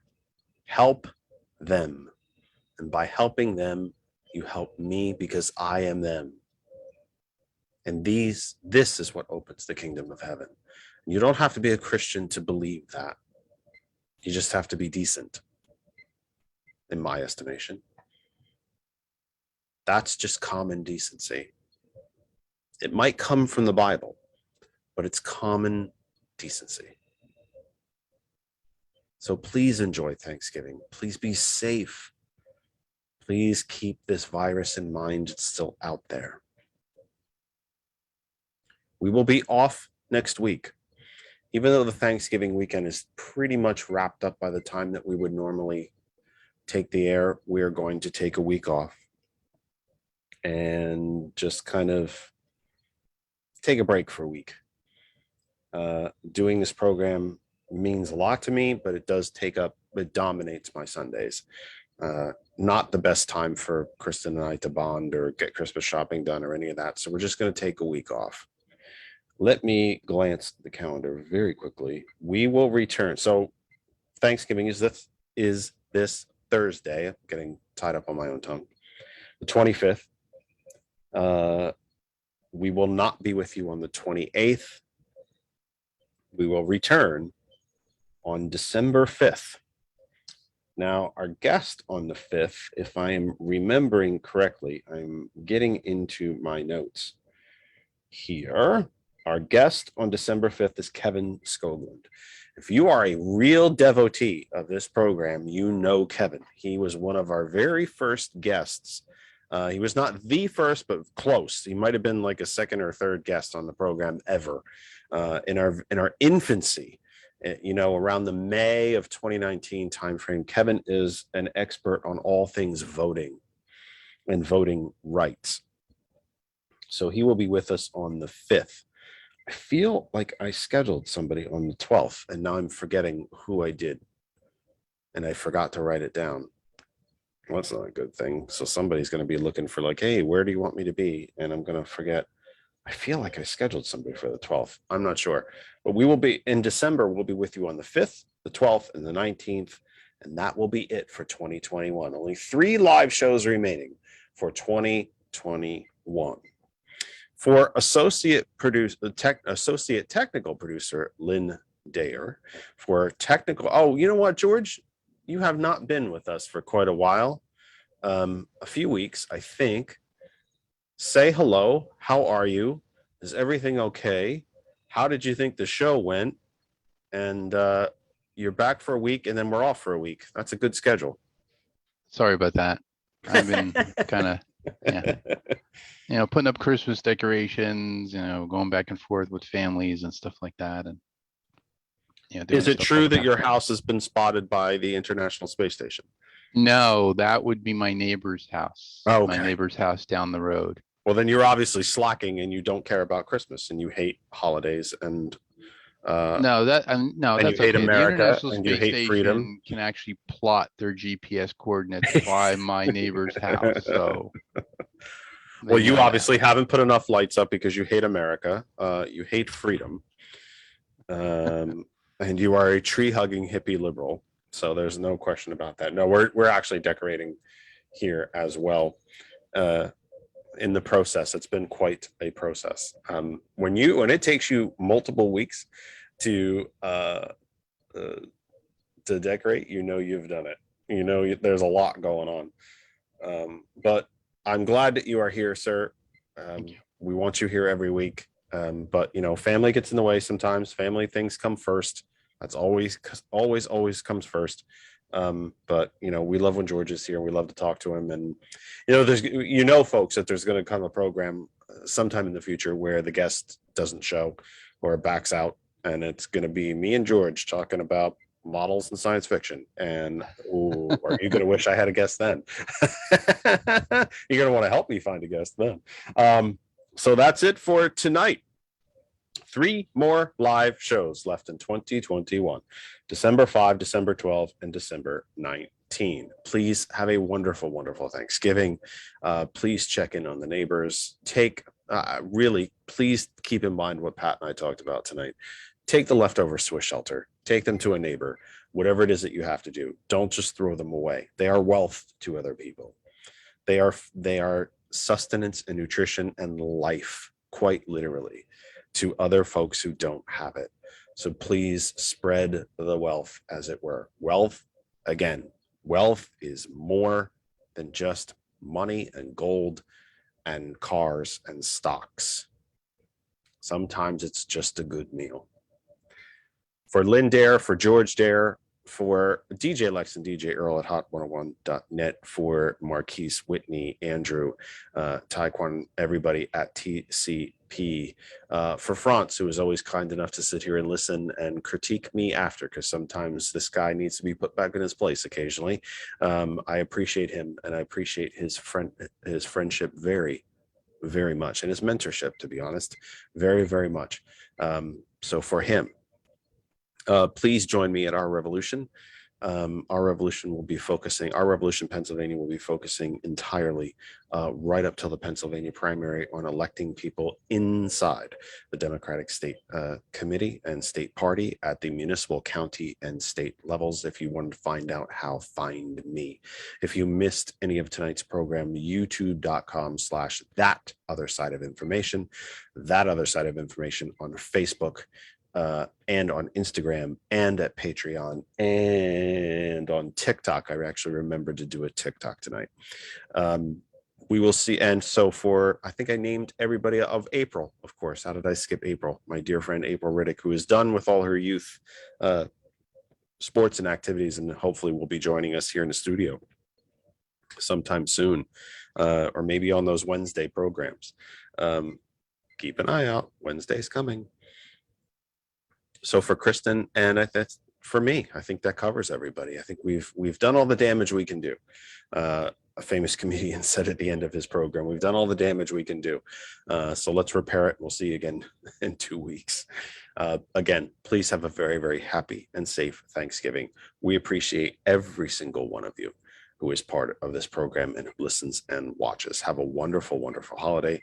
We will see you in 2 weeks live. Be well.